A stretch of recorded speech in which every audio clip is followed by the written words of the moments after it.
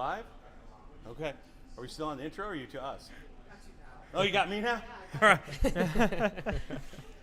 Well, good evening and welcome to the 2026 Sport Management Club of IU Indianapolis. I was going to say IUPY, of Indianapolis's NFL Draft Watch Party.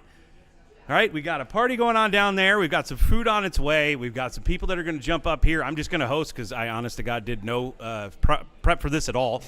And I'm just kind of here as the host. So I'm Dr. Jeff Sherman, and I'm the advisor of the Sport Management Club. And with me today is Jackson Major. Yes, Jackson Major, senior here at IU Indianapolis. As well as Ethan Ward, sophomore here at IU Indianapolis. And finally joining us for a temporary few moments, as our food delivery person is going to be joining us when she arrives. Jerome Barker, Jr. And you're going to be heading into 26-27. What's going to be your role with the Sport Management Club? I will be the incoming president of Sports Management Club. So he is the He's the incoming president. We like it, right? So, as I said, I didn't do any prep work, so I'm just going to kind of help and guide some things through this. These guys have all the picks brought up on their computer, and I'm just basically going to sit here and be a worthless slob. But at the same time, I've got some pretty smart guys. So, Jackson, you're wearing a purple shirt with a NFL team on it. Talk about your fandom. Obviously, you're a fan of the Minnesota Vikings. Yes, so I'm a fan of the Minnesota Vikings. Growing up, I'll bring it back. So my dad growing up, he grew up in a family of Bears fans. And his favorite color was purple, and his favorite player was Fran Tarkenton back in the 70s. And so from there, he became a diehard Vikings fan, and I adopted that when I was born.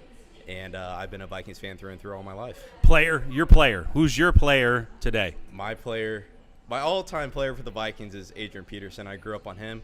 But currently, I got to go with Justin Jefferson, and hopefully after tonight, I can change that to Dylan Thieneman. So Jackson he's a senior graduating. He's taking the capstone course with Dr. David Pierce, our department chair here in the Department of Tourism, Event, and Sport Management at IU Indianapolis. Jackson, talk about what you've been working on with your capstone. Yeah, it's been a really fun semester. We're working in a big group of 8 people this semester, which I've heard is very different compared to years past. And currently, we're working on a project for a youth baseball training facility startup in the Indiana State Fairgrounds called The Farm. And this whole semester, we've been working on our project, and it has been to improve how youth baseball works functionally in a smaller setting with the farm, but hopefully we can grow that, outside of the farm and into the rest of the country. That's awesome. Yeah. Ethan, Yes. You now sport management and... So, yeah, I'm doing this 4+1 sports management, sports analytics. So that's kind of the goal, right? To work in sports analytics. So what do you want to do in sports analytics? This is obviously right up your area. You were on the mock draft a couple of weeks ago. This is like your alley. So what do you want to do in this area? My biggest, dream is to work in an analytics department with an NFL team to help them decide who to draft, using college data to build models and using all the numbers and scouting to figure out who these teams should draft. That's the goal. Awesome. Now, Jerome, you jumped on here as I hear from our food person that she's about to crash out, but we've had a little problem with our food that we're trying to get. We did a little something different tonight. Jerome, talk about what your interests are. You're incoming president. Tell us about what you want to do. Yeah, so, junior year, dream is to go into facilities and operations or officiating basketball or football. And honestly, next year, looking forward to being president next year. Just looking forward to, getting these members, new experiences and just seeing what we can really do to make IU Indy Sports Management Club really on the map and get our name out there more. That's awesome. All right, now let's get to brass tacks. What's going on tonight? We've got the NFL draft in Pittsburgh, Pennsylvania. Obviously, we're not in Pittsburgh. We're in Indianapolis a few hours away.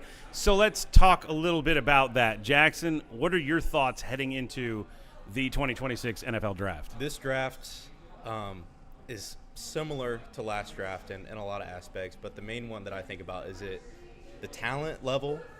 There isn't like a big contrast between, the first 30 picks and the latter 90 in terms of round-wise.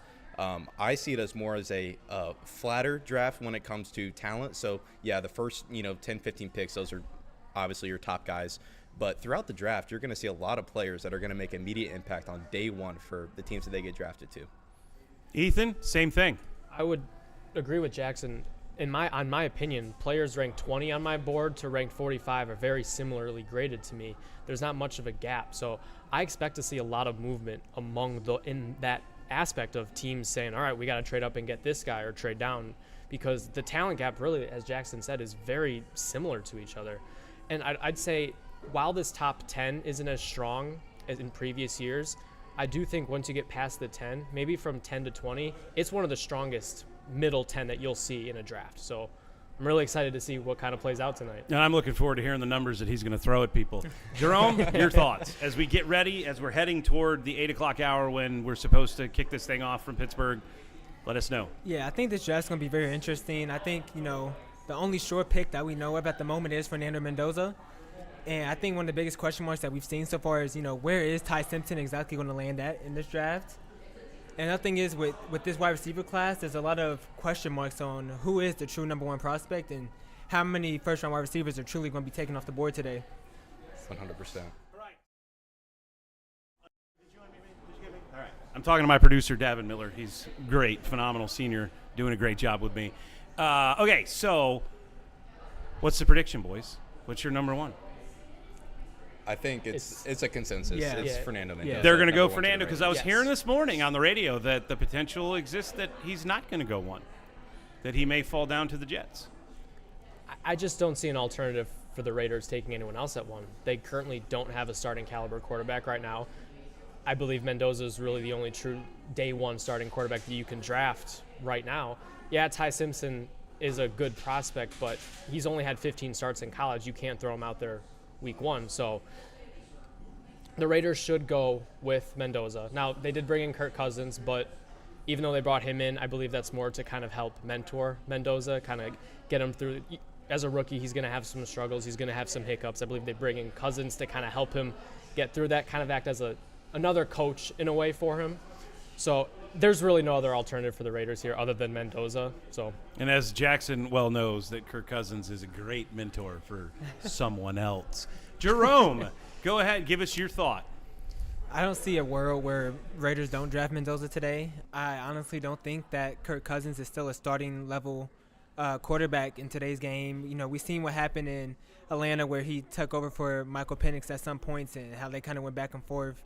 But I think the days of Kirk Cousins being a certified starter in the NFL are done, and it's time for him to settle into that mentor role and pass the keys on to the young ones.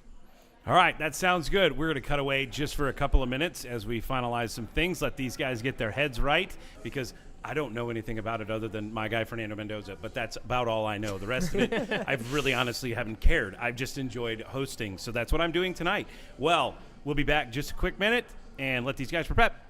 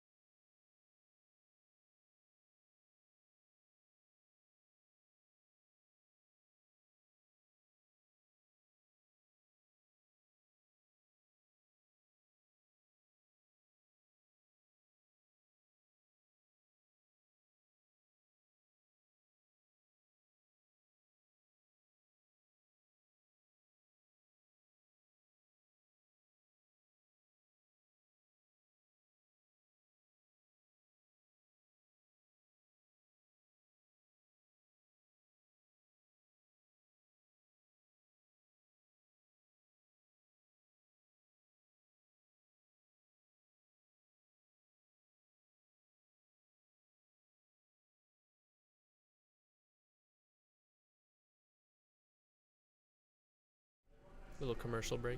Welcome back to tonight's SMC NFL draft. It's a watch party, kind of a party. Us, kind of like a Pat McAfee show, Mel Kiper. registered copyright trademark sort of thing from the draft watch party, as opposed to the draft, because we don't make any money. I'm drinking a LaCroix right now that came from Greek Life Casino night. So, all right, boys. So we're about to get underway, about 2 minutes away. So I'm looking here at the prospect list on the draft tracker at NFL.com, and I'm seeing Arvell Reese. He's a junior edge rusher. He's ranked the highest according to NFL.com's grade. Where do you see him going? Personally, I see him going 2. I think that at number 2, he is like you said, the best player ranked, and he is the best player available for a Jets defense that, desperately needs playmakers on that defense. And I think all around, he can play on the line. He can, be off the line. He's very versatile, and I think he, brings a lot of talent and skills to a defense that really needs it. Ethan, what about you? I agree. I think Reese is an extremely talented player, and I think the most fascinating part about him is the fact that he didn't play a whole lot of either off-ball linebacker or edge rusher, so he's got limited snaps at both. He was insanely productive playing with such poor technique that it's very fascinating to me how good he's going to be when he refines his technique. I mean, right now, when he's rushing the passer, he's only really using a bull rush. Other than that, he's not really using much else. So it's tantalizing to me, the fact that get him in a defensive line room, get him proper NFL coaching, get him a proper pass rushing moveset. He could be one of the best pass rushers in the league. So if he's raw and doesn't have the best technique, how is he ahead of someone like David Bailey from Texas Tech? They've got him ranked number 2 behind Arvell Reese, and there's a gap. There's a very large gap between their grade on NFL.com. Why would that be? So, me personally, I don't think Reese is the best edge prospect in this class. I don't think David Bailey is either. My opinion, it's Ruben Bain. Now, he's kind of fallen down draft boards because of his shorter arms, which has become a huge talking point.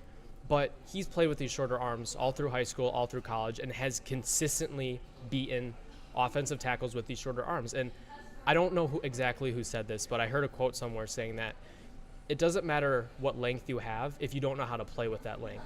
If you can play with the length that you have with shorter arms and you are extremely effective with that, it doesn't matter how long your arms are. Because there's guys out there who have extremely long arms and they can't play with it. So he consistently all season this past year was the best defensive player in college football with historically short arms. I don't think that's going to matter when he reaches the NFL. So he's my number 1. I have Reese as my number 2 just because of that hybrid aspect of it. It is almost kind of like what Micah Parsons was supposed to be coming out of Penn State a couple years ago. He turned more into that pure edge rusher, but he came out as an off-ball linebacker out of Penn State and was able to rush the passer as well. So I think Reese is going to be more of that hybrid guy, so I think that brings a little bit more value to him as opposed to David Bailey. The concerns I have with David Bailey is his inability to play against the run. He's a little kind of like his legs are a little skinny, and he consistently can't get off of run blocks. So that's a little worrisome to me when I'm expecting him to be a 4-down edge player. It's like, okay, well, if we have to take him off the field on maybe first or second down, obvious run plays, because he's just getting bulldozed, it's not the greatest thing. So that's kind of why I have them stacked the way they are. Now, Jackson, you had mentioned something about the Jets taking a defensive player at 2. What do you see? Do you see either of these fellas being the guy?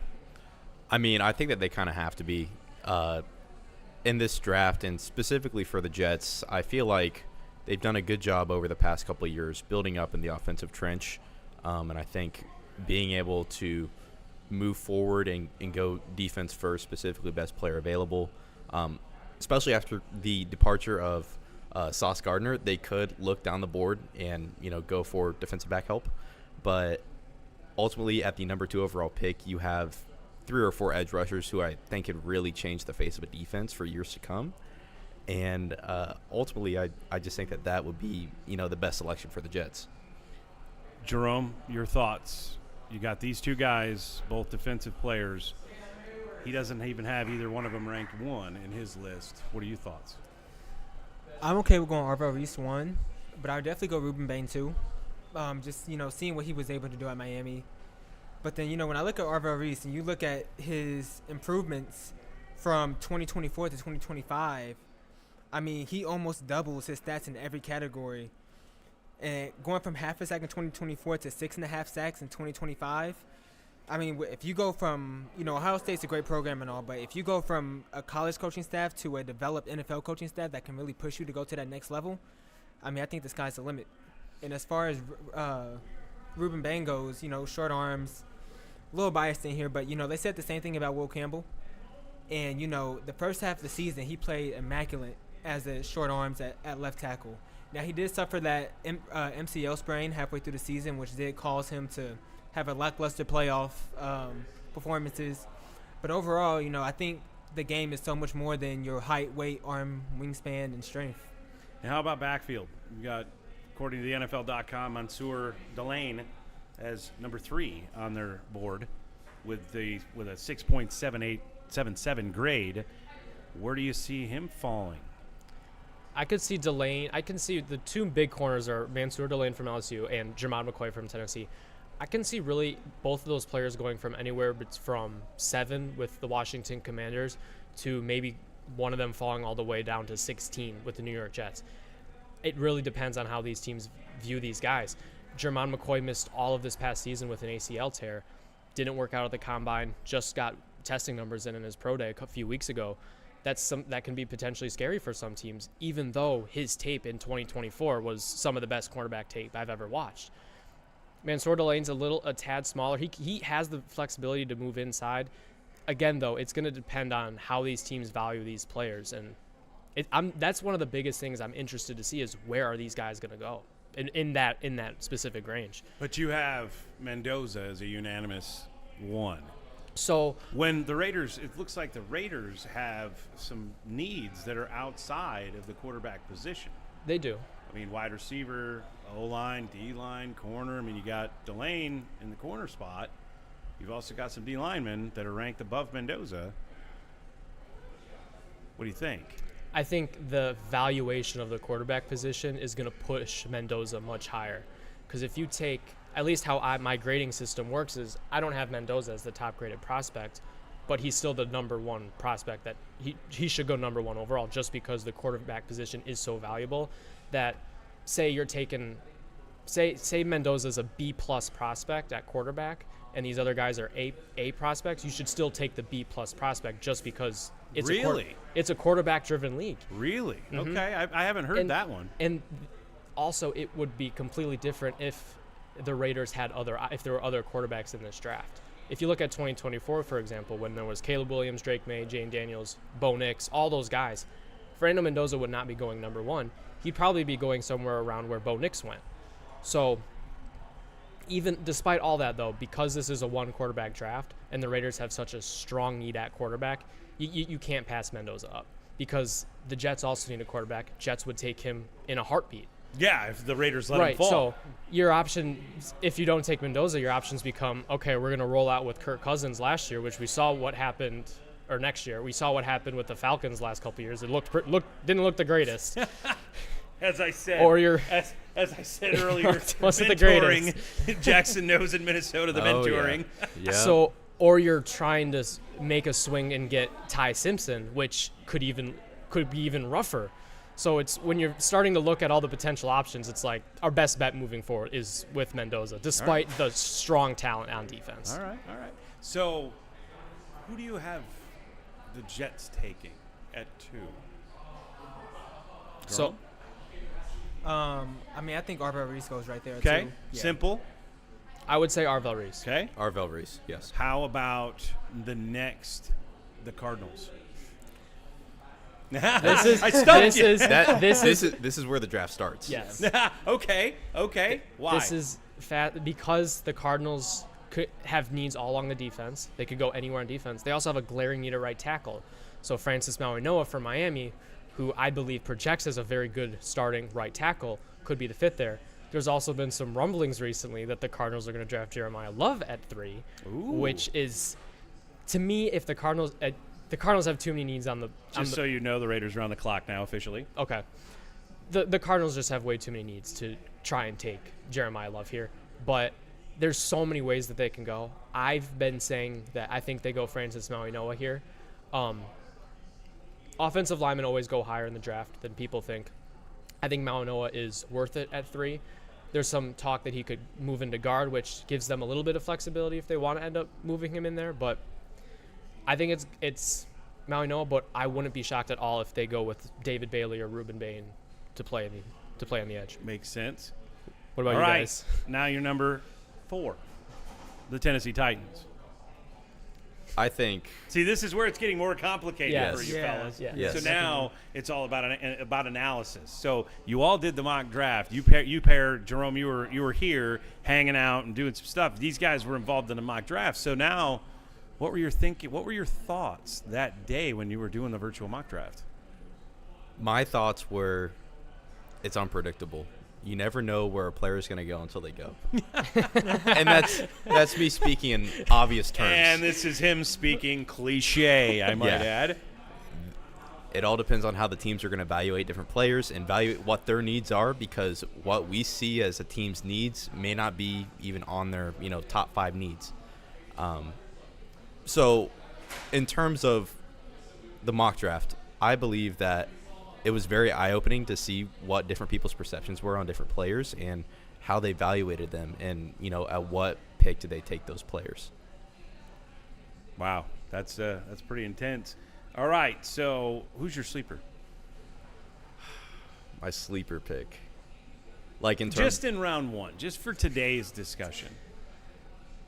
I would say Who's that round 1 and round 2 start that you might think will jump up? I think for me, I would love the Vikings to get Dylan Thieneman, and that's a little bit of Now that's a Purdue That's a little bit of / Oregon bias there. Purdue bias, a little bit of Vikings bias. He fits well with the team, but I could easily see him jumping up to say 11 or 12. Depending on trades and depending on where the other defensive backs go in the class. But he's a player that I can definitely see coming into the draft where he's mocked between 15 and 20 to where he could jump up to the 10 to 12 spot. So it looks like they have 4.5 minutes left on their pick. The Raiders do. So what is it, Ethan? Your sleeper. My sleeper. Your first round sleeper. First round sleeper is Zion Young, edge rusher from Missouri. He is one mountain of a man. He's 6'5", 6'6". He is extremely powerful. He is going to defend the run like nobody's business. Extremely productive pass rusher. He's fallen down boards a little bit. He had an incident in December driving while intoxicated, so he's kind of slipped. So it depends on, whether or not teams want to take that risk. But I got to speak with him at the combine, and he just being able to talk football with him. This guy loves ball, and when I'm drafting players, I want guys who love ball. So to me, I think Zion Young is a guy who could sneak up into this back half of the first round. There's also some good corners that I think could jump up there. Chris Johnson from San Diego State and D'Angelo Pons from Indiana, both kind of high second-round prospects, I think can maybe jump up today. I'm not 100% sure. Jerome, do you have any thoughts on this specific discussion about your sleeper? Kenyon Sadiq, honestly, just looking at him as a tight end prospect, I mean, you run a 4.3, a 4.39 at the 40. At that point, you might as well line up a wide receiver. I think any team that gets him can honestly scheme him in and be a matchup nightmare for linebackers and safeties. Because, you can do so much with a player like that. Like, he could be what people thought Kyle Pitts would be when he came out of Florida. All right, so it looks like they're doing something right now, and they're getting ready to announce the pick. Okay. And here it comes.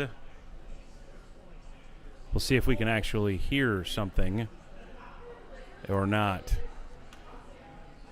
Yeah, they're just talking about now. They're just talking about just different stuff about this. There's always some showmanship. Always showmanship, right? Always. Always showmanship. So when did you talk to him at the combine? So I used to be a sports journalism major before Okay. I switched to sports management and sports Okay. analytics, and I made a good relationship with the sports journalism professor. So the last 2 years, I've been given the opportunity to represent the sports journalism program at the Combine because he knows how big I am into this process. So I've interviewed numerous different players, and it's given me a lot of opportunities. Kamish is out. Okay. He's getting booed. And the pick is in. And it is, in fact, Indiana University's Fernando Mendoza. So right during the IU spring game, I'm looking here on cable, and I'm seeing the spring game happening right now. All right. Give me the pluses. Well, any one of you. Give me the pluses. I think start the off? biggest thing that stands out to me is his character and his work ethic. I ran into someone at the Combine who covered him when he was in high school, and he said something that has stuck out to me. He said, there is no one on this planet who deserves this more than Fernando Mendoza. His character and his work ethic, I mean, you can attest to this. You've Yep. seen him, you Yep. followed him throughout the entirety of Yep. the Indiana football season. I think that's his biggest strong suit, and I think that's what gives him such a high floor as a franchise-altering player is he's going to give it everything he has, and he's going to do it the right way, which Yep. I love. And combine that with some of the other football stuff too. He's got a pretty good arm. He's able to very good quick processor, which I noticed. He's over the season, I noticed his pocket presence getting a little bit better. Yeah, I was noticing that early in the season. You know, having watched him all season, like you said, I was noticing he had a little bit of a happy feet. Yes, I always compare people to Peyton Manning, you know, with his happy feet, and he couldn't quite get it figured out. But it only took him, I think, until the second quarter of the second game to finally figure it out that he needs to get it out quicker, and he did. It was like last year with Rourke. He couldn't get the ball out fast enough from time to time, and that's how he started the season. Finished the season in that Big Ten championship game when he got blown up on the first play.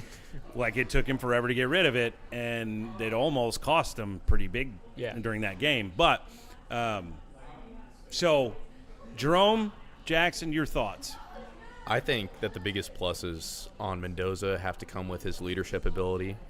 Going to an organization such as the Raiders, the leadership within the quarterback room over the past, 25 years or so has been lacking a little bit. Derek Carr was there, and he was good when he was there, but I feel like Mendoza really brings, a new level into the leadership ability of a quarterback when it comes to the Raiders franchise. I also think his accuracy and his touch on the ball when he throws his passes is, very well done. He's able to get it into those tight pockets, and all the over-the-shoulder catches that that Elijah Surratt had, most of those, if not all of them, couldn't have been done without the placement and accuracy of Fernando Mendoza. And you could see in his throws during pro day, right, as opposed to the combine, you could see during his throws that, he threw one up 70 yards that just was like in a bucket, Jerome? Honestly, I think Mendoza is one of those guys that a head coach and GM dreams of having. You get players who go to a city like Vegas, and you think about, they're going to be stuck up in the Vegas scene, the casinos, all the extracurriculars. But Mendoza's not one of those guys. Mendoza is football through and through. His focus is unlike anybody else's, and I think honestly, nobody else can fit that slot like Mendoza can. Any downsides, real quick? I think the one issue I have with Mendoza is I believe he's very contingent on his surrounding cast. You saw at Indiana, he had two amazing receivers, Omar Cooper and Elijah Surratt. He also had an offensive system that favored his skill set very heavily. They ran a lot of RPOs. It was a lot of one read and throw kind of plays, only really reading one half of the field. He also didn't have to throw over the middle of the field as much as he's going to have to in the NFL. So the Raiders investing in Mendoza, I believe, is the right choice, but they also have to make sure that they put all the pieces around him, because if they put him behind a bad offensive line and they don't get him the other receivers, like if they don't draft a receiver in this draft, I believe you're setting up Mendoza to fail a little bit. They got the head coaching hire right by hiring Clint Kubiak. Now they need to put all the other pieces together to really give Mendoza the best shot. Real quick, Jerome, one word, downer for Mendoza? Jackson be thinking the same thing? Surrounding cast. Okay. Environment. Oh, interesting. That's a good one. He's probably never been around the Vegas environment as much, right? So it looks like the Jets pick is in, and I'm waiting on that to appear here. because I know the web is ahead of the video, so just waiting for it to be updated. And they still don't have it updated. Now it's updated. Nope, still not updated. Interesting. I love that the pick is in, but we wait and wait. Pittsburgh, what an interesting choice for the draft. Pittsburgh, Pennsylvania. Thoughts? Beautiful city. All right, I got a beautiful city. Yes. I mean, I think anything's better than Green Bay, Wisconsin. So. Well, I'm sure Jackson echoes that sentiment. Jerome, real quick, as Roger Goodell is walking to the mic. Football city. Steelers, heart of it. Steel Town, Football City. All right, what did the Jets decide that they were going to do? We're going to hear it from Goodell before they post it on the website, it looks like. Nope. David Bailey, Texas Tech. David Bailey, wow. It's quite – Wow. Oh, now you guys talk about that. Talk about that for a quick minute. I'm a little shocked that they chose David Bailey over Arvell Reese and Ruben Bain. Like I said, I think Bailey isn't as strong against the run. I think there's going to be some limitations with him on first and second down. Now, I would hope that Aaron Glenn is going to be able to get the best out of him. There's also there are some character concerns surrounding David Bailey. There was I don't know the exact game, but he kind of like choked out a opposing team's photographer at a game. So there's some red flags about Bailey that I'm honestly quite shocked that they passed on Bain and Reese to take Bailey here. And like you mentioned before, in the run game, he's not as strong of a player as these other two players Right. are. He is a pass rushing defensive end. I'm interested to see what the Jets are going to do when it comes to making him more of a well-rounded edge rusher, when it comes to not only rushing the passer, but also playing some run defense. Jerome? Building off what you guys said about, stopping the run game. Yes, he can be a great pass rusher, but Jets also didn't have the best run defense this year.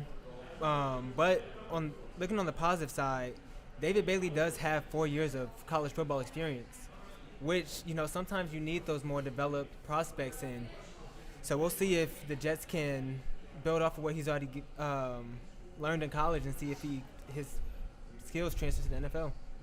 And a big talking point on Bailey has been how, his first step, best first step in the draft, which I agree with. But I'm curious to see how that's going to translate, because that first step I felt like often came on obvious passing downs where you're able to time up the snap more and actually try and. So when it's a run play, it's a little bit different when you're flying off the ball. And I think it's going to be more difficult for him because I feel like he was oftentimes just out-athleting all these offensive tackles in the Big 12. So I'm really interested to see how he's able to develop a better pass rushing skill set as well as develop against the run. Because I think that's what the success of this pick is going to come down to, is whether or not he can develop as a run defender. 100%. I couldn't agree more. All right, so Arizona, 3 minutes left on pick number 3. Kenzie, glad for you to join us. Thank you for being the one to pick up the food for the evening. So wait a minute. Thank you for bringing the food in. We appreciate that very, very much. All right, so Fernando Mendoza, David Bailey, 1-2. Thoughts? Well, I expected – closer? Is that good? I expected Fernando Mendoza to go number 1, but I'm a little bit shocked with David Bailey at 2. I was thinking Arvell Reese. So That's what we were thinking too, yeah. So now I guess – Now we head to Arizona. 2.5 minutes left on the clock for them. Where are they going to go? We haven't got a chance to get your thoughts on this. I know you've been prepping all week. I would expect them to go Arvell Reese, but, I mean, you could also think Jeremiah Love. But now Arvell Reese is still on the board. Yep. So I expect them to go Arvell Reese. You think? Here. Yep. Okay. I do think Arvell Reese is gonna be the pick for them here. Now, Arizona's kind of had a history of taking these linebacker, edge rusher hybrids, and I feel like their fans are kind of worried. But I do think Reese is a very solid, strong prospect. So I do think they go Reese here.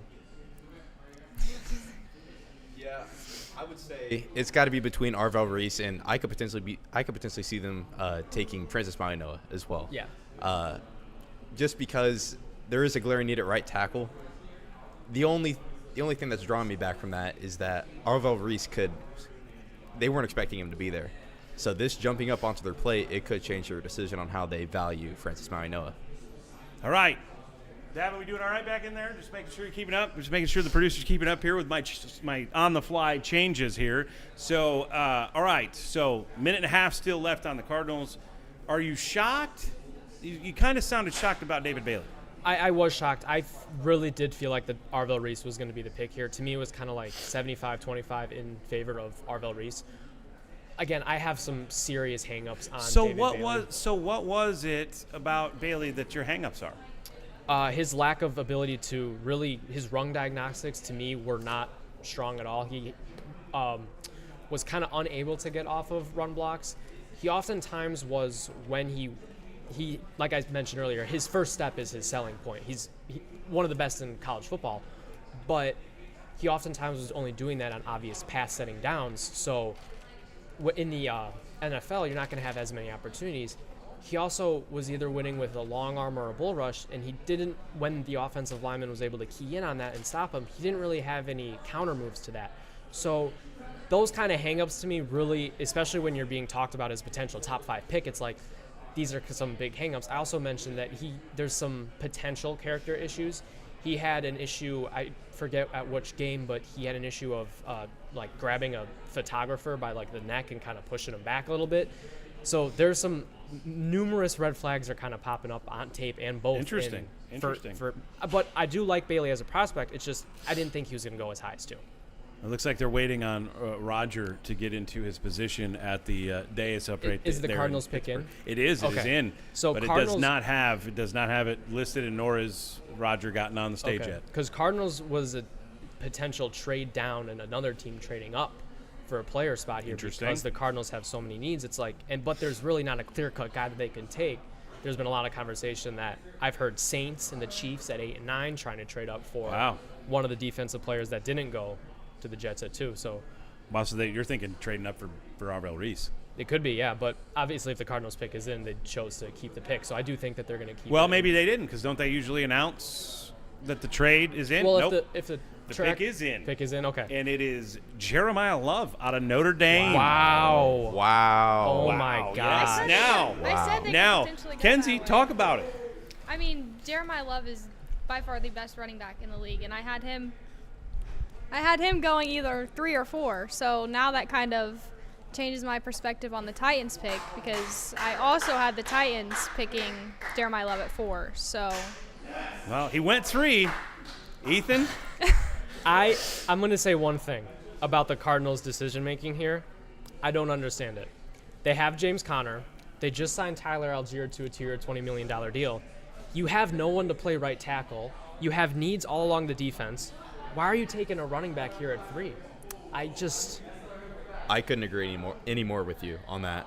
I think it needs to be a trench player.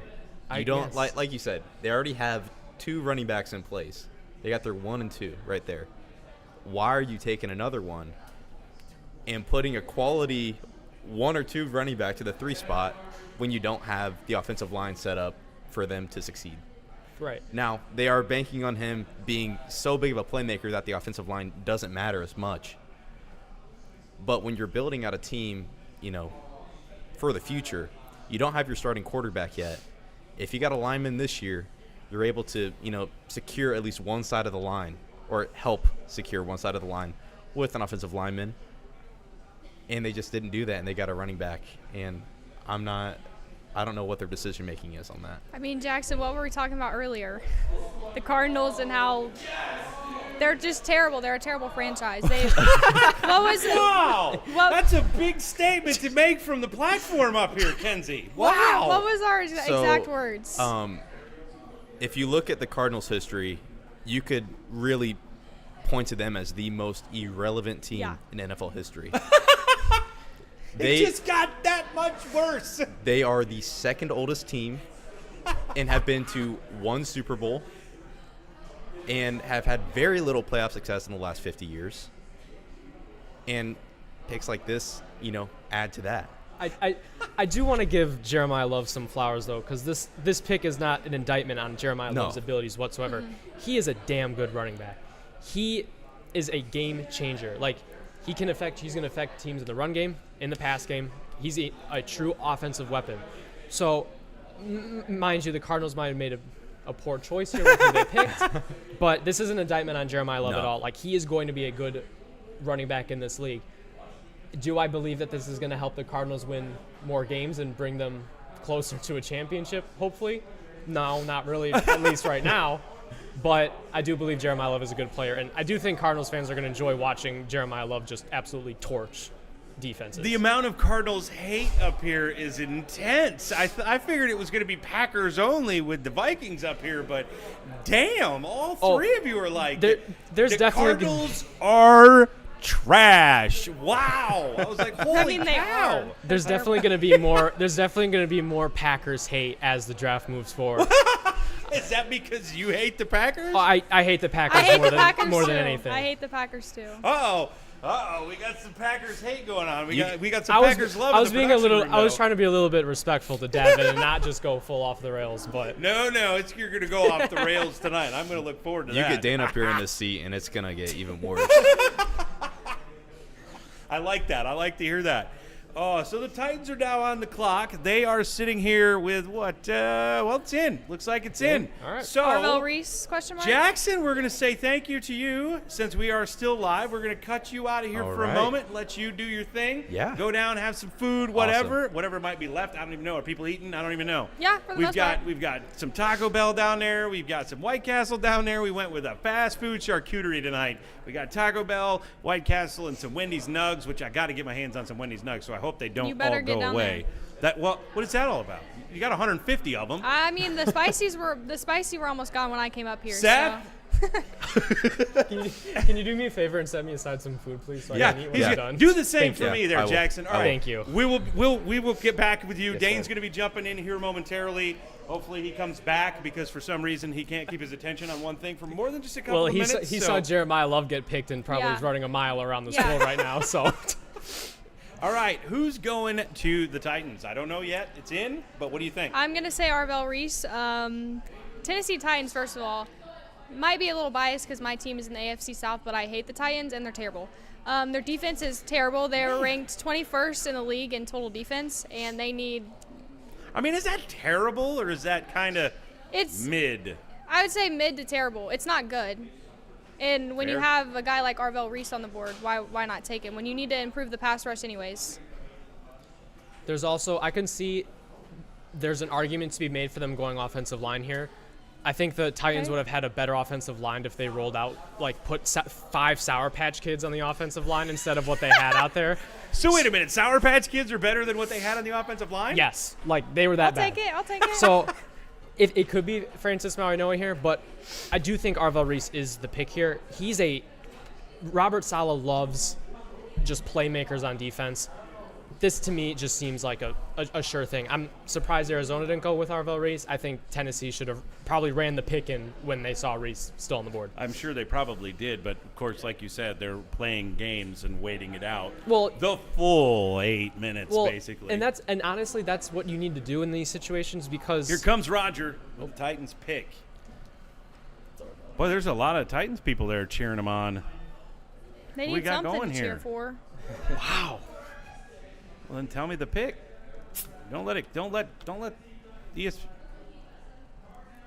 Wow. Darnell Tate Wow. to the Titans. Wow. The open mouth on Ethan. I got to go directly to Ethan here. His mouth was open. Why? You need on the offensive line and on the defensive line. I was not expecting a receiver. I understand why they went receiver, but it helps Cam Ward for sure. Cam Ward needs weapons to throw the football to. They've got a pretty nice receiving core there now in Tennessee that I like a lot. Calvin Ridley, Carnell Tate, Wan'Dale Robinson in the slot. It's a fun group. Now I wonder if they're going to be able to keep Cam Ward upright long enough, and they're going to be able to stop.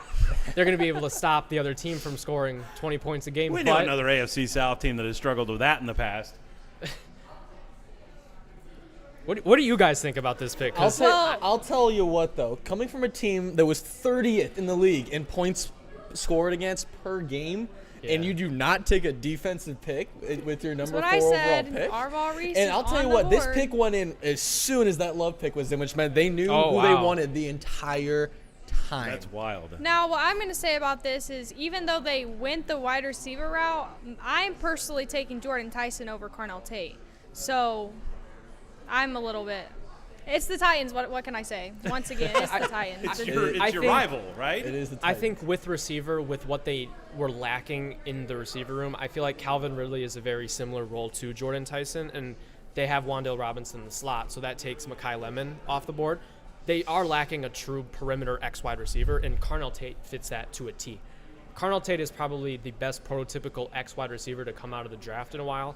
And I've been saying that I don't think he should go to an offense where he's going to be expected to be the number one pick or the number one receiver. He's going to an option where he isn't going to be expected that. He's going to be. Gang, I'm sorry to interrupt, but the Giants is already in. Already in, you said. Giants Yes, are. the Giants pick is already in. Giants they pick did is in? not take their full 8. Yeah, that Again, one. they Browns knew are they already on wanted. the clock. So This could be. I think this could be.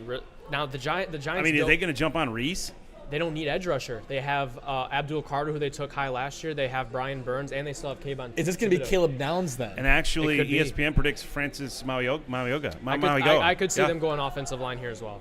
I'll tell you what, though. Again, this is a team that has 2 picks in the top 10, and this fair. is John Harbaugh's first ever time where Yeah. that's happened in his career. Fair. I don't know. I'm still shocked Arvell Reese is still on the board.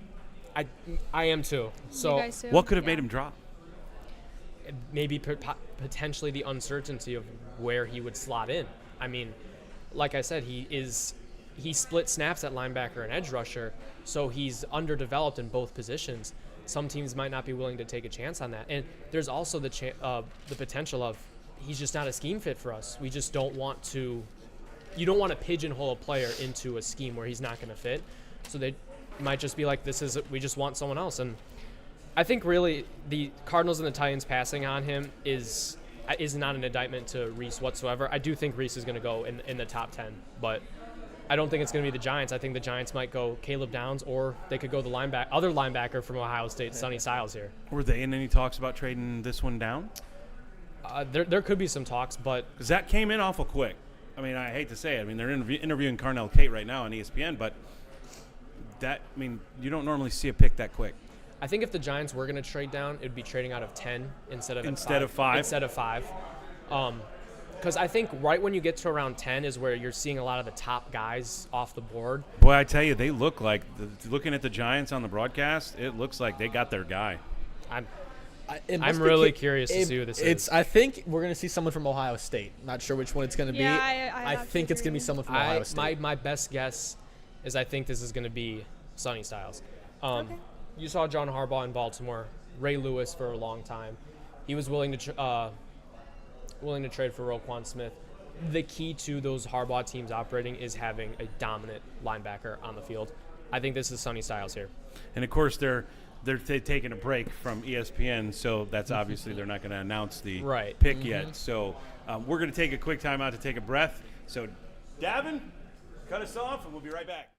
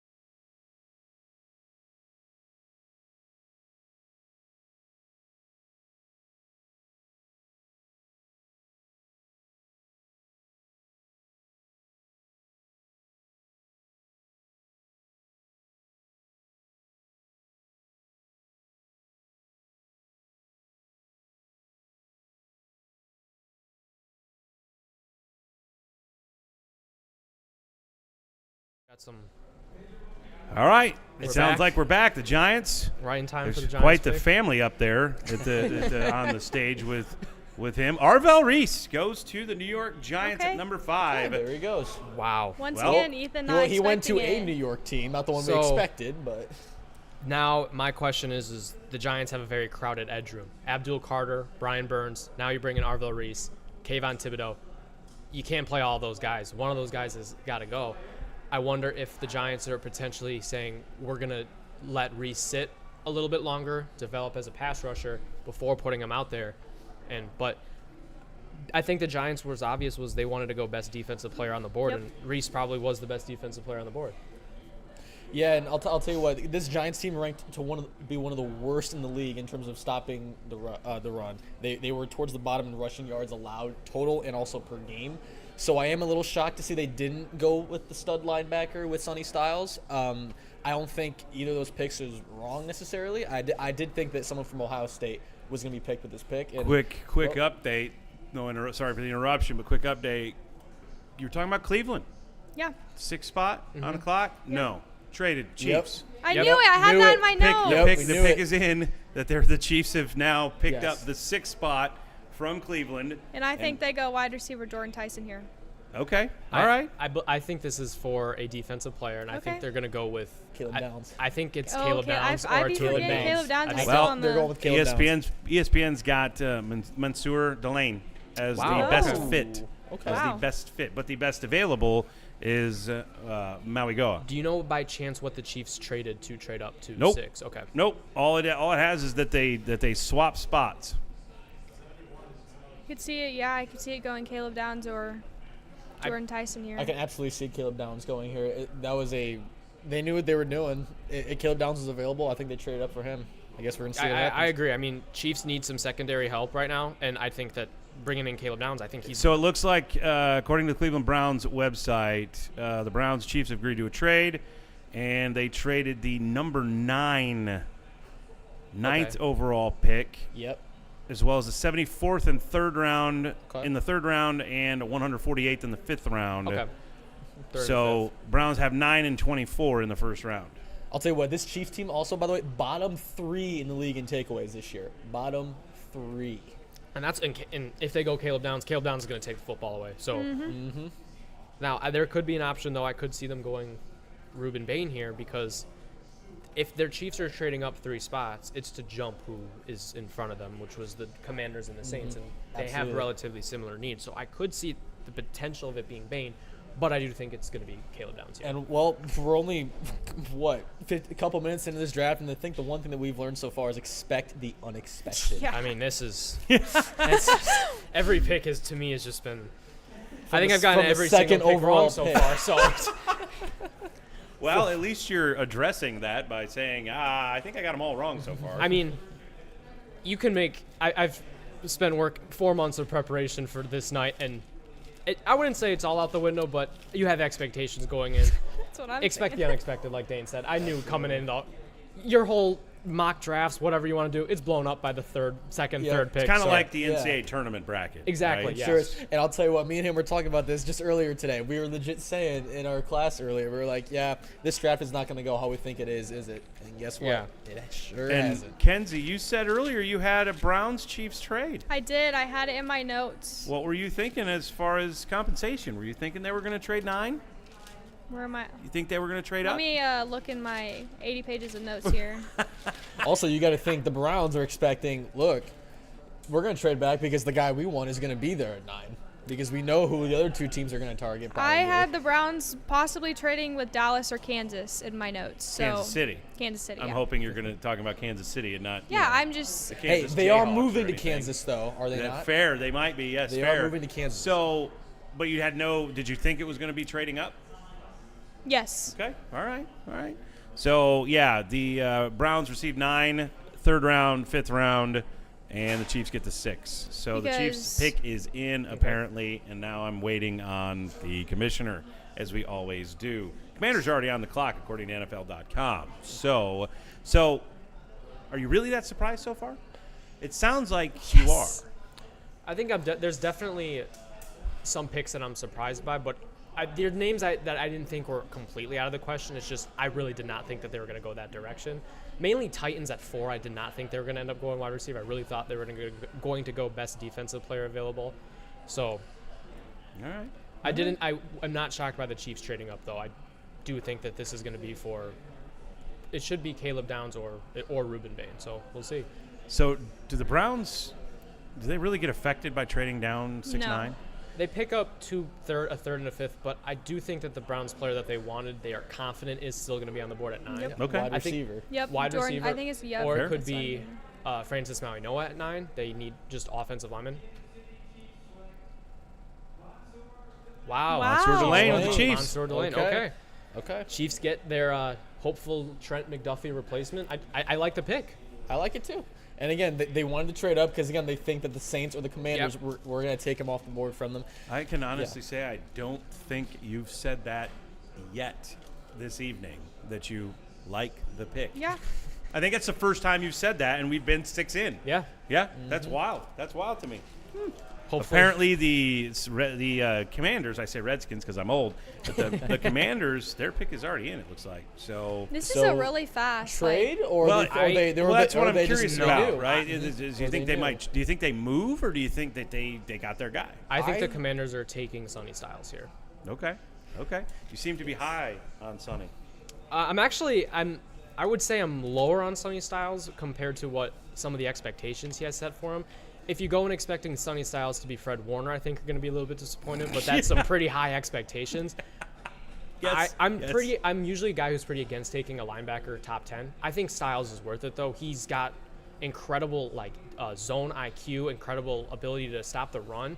He's an insane athlete too. I mean, I watched this guy work out at the combine. It's like, who put a Greek god out there on the field? Like, Aren't many of them like that though? I mean, other than obviously offensive linemen. He made maybe the other defensive linemen? he made the other linebackers there look like they were children, just based off their Wow. size. I mean, Styles is humongous. So Yeah. I think I this, saw him at the Big Ten. I know. I think this pick is Sonny Styles here. I've seen this All right.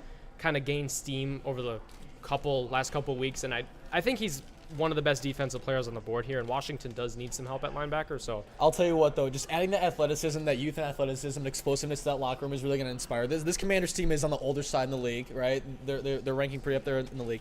Look, this team is their defense. They need all sorts of help. They're bottom in yards allowed, yards allowed per game, and rushing yards per game. And you know what? The linebacker is going to help with all of that. For sure. Again, he's going to add some explosiveness to that locker room. I think they're going to get their guy. Kenzie, who do you think? I'm thinking a defensive player, but Caleb Downs is still on the board. I mean, got me getting distracted over here. I could see them going Sonny Styles, and like we were talking about earlier, just how defensively heavy this draft is. Like, I mean, we're already seeing it in the first few picks here. yeah. So I'm interested to see where they go here. I get what you're saying about Downs. I just think with what the Commanders need defensively, For sure. they kind of have been lacking at linebacker the last couple years. So I do think that adding that in is gonna help them. So they're still interviewing Mansour Delane, so we will continue to talk about this. So the Commanders needs our wide receiver, offensive line, safety, edge, and linebacker. You thinking linebacker. I got 2. You on a Sonny Styles train too? 3. I So we've said got- possibly Caleb Downs. Okay, possibly Downs. All right. So you're thinking they're going to go linebacker. All right, let's am. jump ahead to the 8th spot. So now the Saints apparently are on the clock. So where do you think New Orleans is going to go? I think this is the first spot where I'm pretty confident that they should go Reuben Bain here. Saints have had pretty lackluster pass rushing the past couple seasons. They need someone to add to that Chase Young, Carl Granderson room. Both of those guys are productive pass rushers, but Chase Young isn't a long-term answer. Carl Granderson's kind of getting up there in age. They need a real difference maker on that defense. There could be a possibility that they go Caleb Downs here if they just want to go best defensive player available, but there's also a potential option for them to go wide receiver here.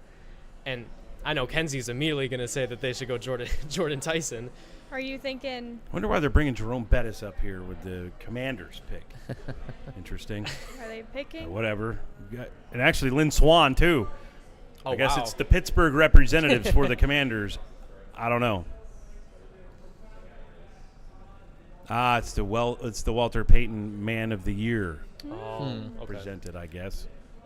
I will say, tapping back in the Saints for a second for defensive line need, they were bottom 8 in the league in sacks. There's per quite game. the Commander contingent there at the Pittsburgh draft night. I've never met a person that says I'm a Washington fan.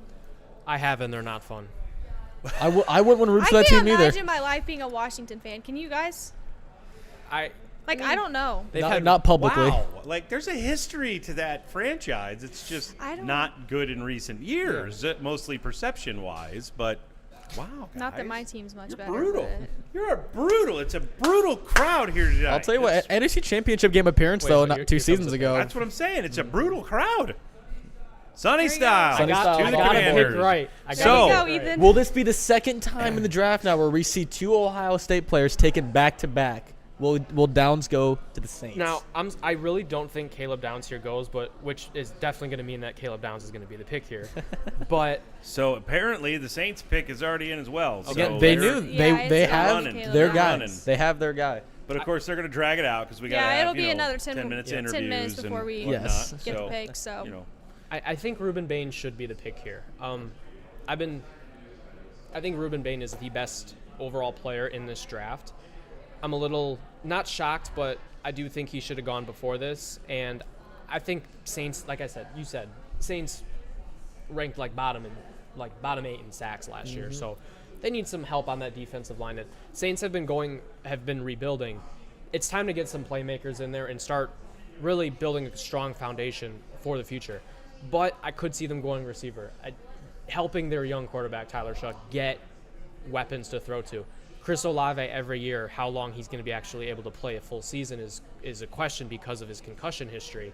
They don't really have any other receivers outside of him, so I could see them going receiver here. Jordan Tyson is definitely an interesting option. I do want to throw out there, I think Mekhi Lemon could Yep. be another option there at receiver for them. So why No, are you so high on Tyson? me personally, I just thought he was.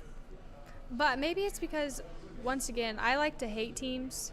Not necessarily hate them, but Ohio State, it's just not my team. So I don't necessarily gravitate towards Carnell Tate. But, no, I'm just kidding. But yeah, Jordan Tyson's athleticism, I think he should go before Mekhi Lemon.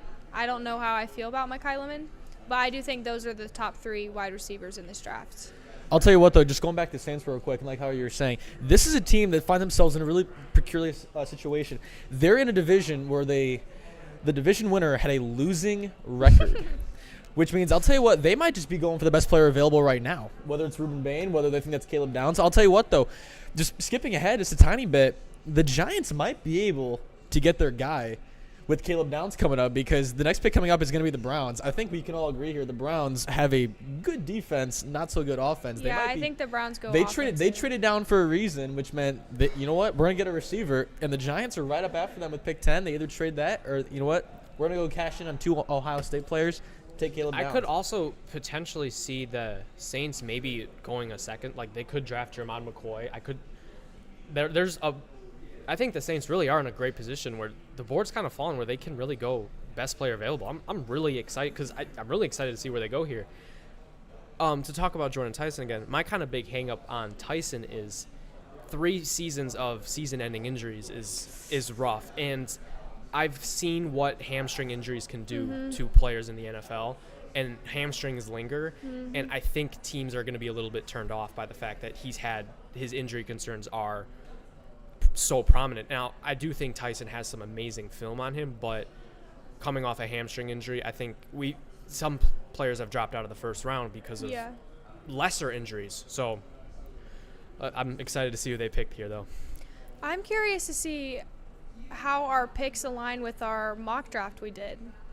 Could be interesting. So Yeah. far. That would be your boys. You boys having to Yeah. go back and look at Did your Jackson draft. do I thought we had a little. Oh, I'm sure Ethan still has everything that he I'm sure had. he I does. from that I day, can try and remember except for the trade between the Cowboys and the Patriots that occurred. I don't know. We probably Yeah, won't see that. I happen, don't know about that so one. I don't know if we'll see that happen. That was a pretty aggressive move by the group there. So I just want to say one thing though, that the change from 10 minutes to 8 minutes for these picks are flying in. Like it has been, this draft has been moving pretty quickly, and maybe it's because I'm on a mic and the time's flying a little bit. Of course, because I'm having so much fun. Of course, I'll tell you what, the only thing slowing it down is the freaking commercials. True. Which, by the way, that's a nice segue. We're going to step away another minute. So, Gavin, when you're ready.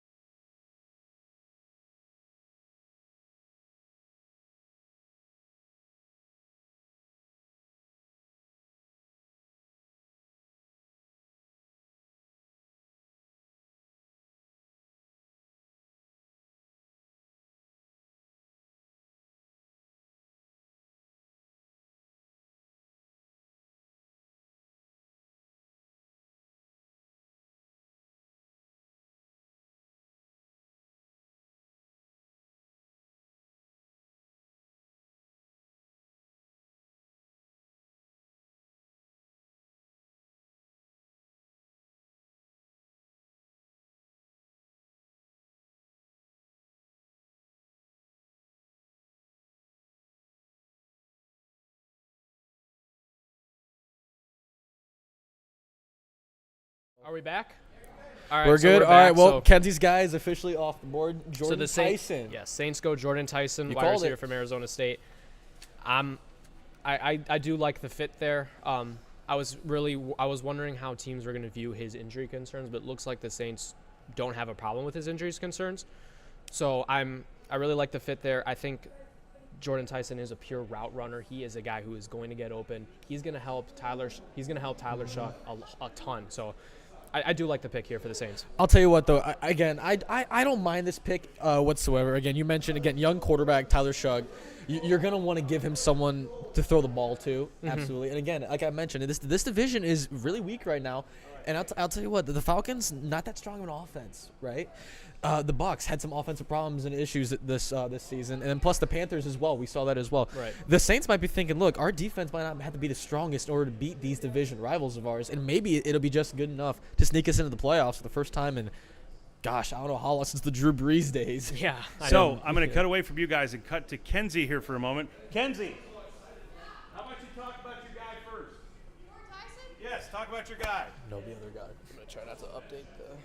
They might Ben, just be that's your like guy too? because insiders post the picks like 2-3 minutes before, so I'm just gonna not update those. I refreshed it because Why are you frozen right now? Just talk To the about mic? Yes, you're on. I refreshed it because it Okay, didn't well, have he the finally trade got in there. picked. Sure. Before I forget. And I think he's better than Kai Lemon, so I thought the Saints should have went wide receiver here, so. Now, what are people's thoughts? Sure.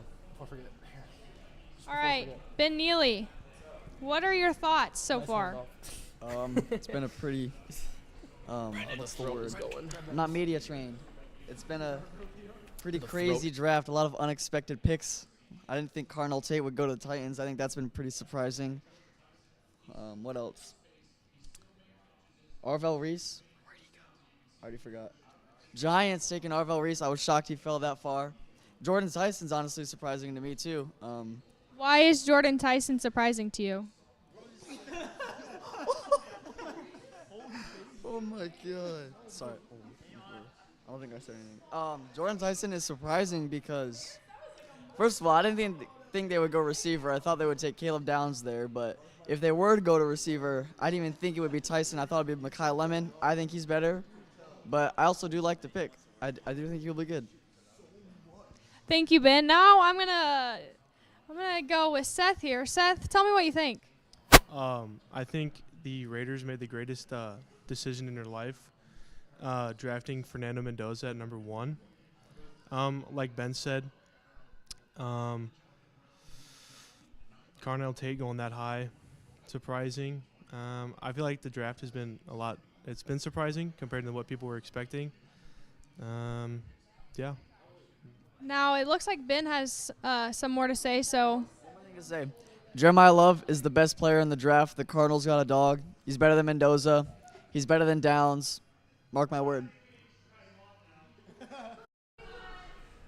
Coming back.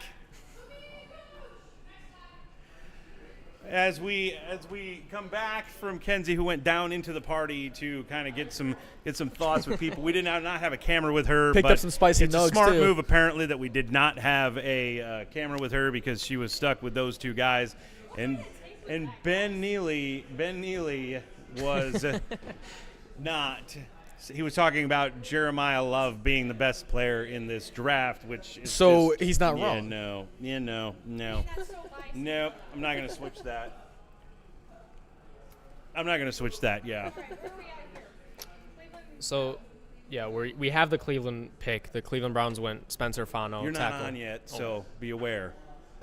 Who'd they go? Now you're on. Now you're good. You're they good. go? Ethan, you're good. Oh, No, they- she wasn't. Cleveland Browns went Spencer Fano, tackle from Utah. Okay. So I've been saying I think that they're going to go they need to address the offensive line. I thought the pick would be Francis Mauigoa, but Spencer Fano is going to project to play right tackle for them, and I do think that is a good pick. I do like Spencer Fano, so I was a little surprised it's not Mauigoa, but I like the position. I mean, they just need an offensive line at this point. So.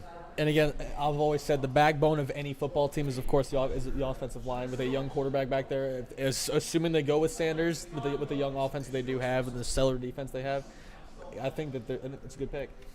That makes sense why they traded their pick then. Yeah. They were able to pick up a third and a fifth round by moving down 3 spots and presumably getting the guy that they wanted at 6, unless they wanted someone who went. But I'm still kind of a little surprised they didn't go Mauigoa. I do think Mauigoa is the best offensive tackle prospect in this class. I think he's a mauler. I think he's just great in pass pro.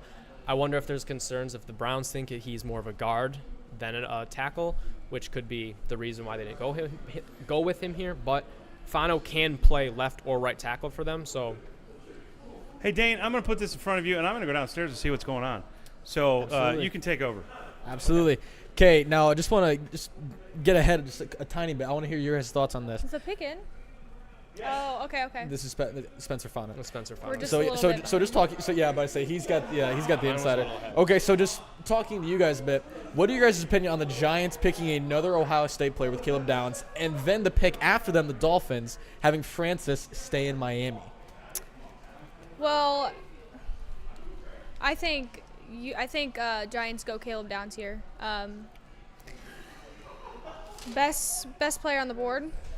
Roughly, He's you been the could best say. player on the board, probably. Right? Yeah, he is. The last couple picks. And yeah. I think the Giants can be really happy that he fell Absolutely. right in their lap. So. Absolutely. What do you think? I mean, I agree 100%. I think Caleb Downs would fit perfectly into that defense. I mean, you add a defense that already had some pretty strong playmakers on there. You add in Caleb Downs. Now, Caleb Downs might not be a true free safety for them, but he's going to play kind of that slot slash like a bandit kind of role in the nickel.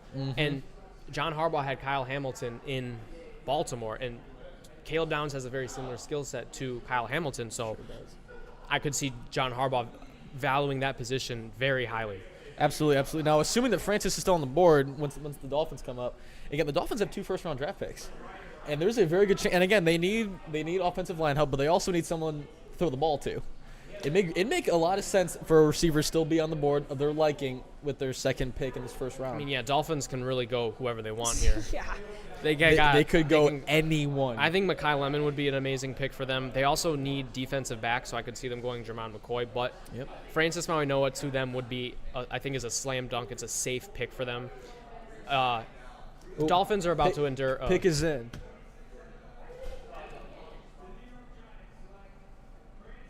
Wow. Giants They go pick Francis to Mauigoa. protect their young quarterback. I hear a lot of whats and wows down there. You know what? I don't hate the pick. No, I don't. I mean, not at all. You're putting. I'm assuming all. this is going to move Jermaine Illuminor, who was their right tackle, has played guard in the past. They're moving him inside, or they're moving Mauigoa and putting him at right guard. I like the pick of solidifying the offensive line. Yes. Giants come out of this with Francis Mauigoa and Arvell Reese. I think both top 10 talents. Mauigoa is going to pave ways for Cam Skadaboo and Tyrone Tracy to run through. Yes, Mauigoa absolutely. is a tremendous run blocker. He's a tremendous pass blocker. I'm a big fan of this pick. I'll tell you what, again, they're adding protection for their young, injury-riddled quarterback. And I love that. I absolutely love that. Kenzie, how about you? So now that we're on the Dolphins pick, where do you think they go here? I mean, Caleb Downs is still on the board, so. Again, I expect them to come into this draft thinking just take the best player available. And again, they need offensive help, but as we were getting at, they need everything help. Everything help. So I would not be surprised at all if Caleb Downs goes off the board right here. Although I've been saying that for the last 10 picks now. We all have been, so it's just a matter of time. I'm shocked I don't, he's dropped this far. I maybe don't think Caleb Downs goes here just because Miami's about to endure a very long rebuild. They need premium. They need top talent at premium positions. I don't think drafting a safety nickel hybrid is going to be the most premium position for them in draft right now. I think the pick should be Mekhi Lemon here. Right now, their wide receiver room consists of Taj Washington and Malik Washington. They have no one to throw the football to. Nope. I think you go receiver here, Mekhi Lemon. I could see them going Jermon McCoy. Also, Ruben Bain is still on the board here. He still is? There's going to – I don't know necessarily if the Dolphins go with him because I do think they have a stronger edge room. But you can start seeing some teams trying to trade up for him. At least you think Dallas at 12, they would love Ruben Bain. So maybe Miami made their pick yet, or is they still on the clock? I believe they're still on the clock, although I apologize. I can't see that far. So Dallas and Miami swapped picks. So They did swap picks? You want to take his computer because I can't see that far away. Unless, yeah, it's. Oh yeah. Well, it's plugged in, so I don't know. Oh yeah, this is fine. This is fine. So yes, they. I think flip flop picks unless they think.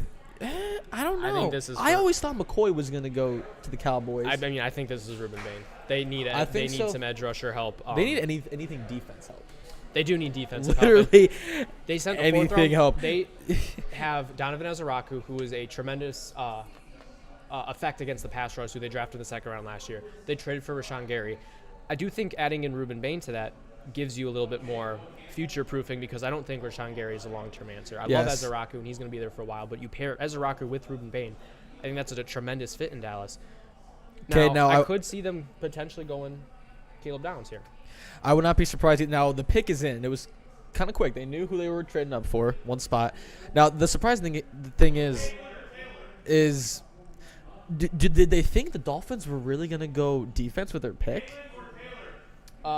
Did they really think that? I think this is more of a let's prevent other teams from trading up in front of them. So when you see a pick swap like this, that's typically what it's for, is saying, okay, we want to ensure we get our guy. We're going to swap picks with them just to make sure that no other team is going to jump us. You see that you can oftentimes see this a lot, and I do think that is what happened here, not necessarily that Dallas was worried that they were going to take the player. Absolutely, absolutely. Now, the pick, like I said, the pick is in.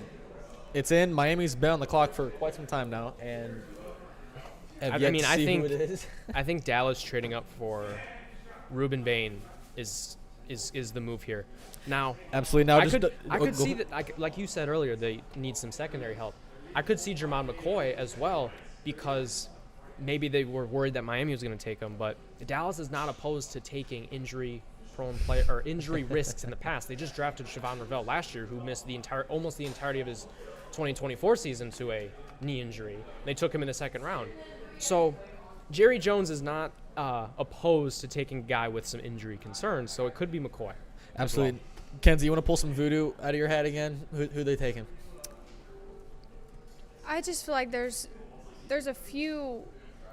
just so many good defensive players left on the board that it could go anywhere. Absolutely.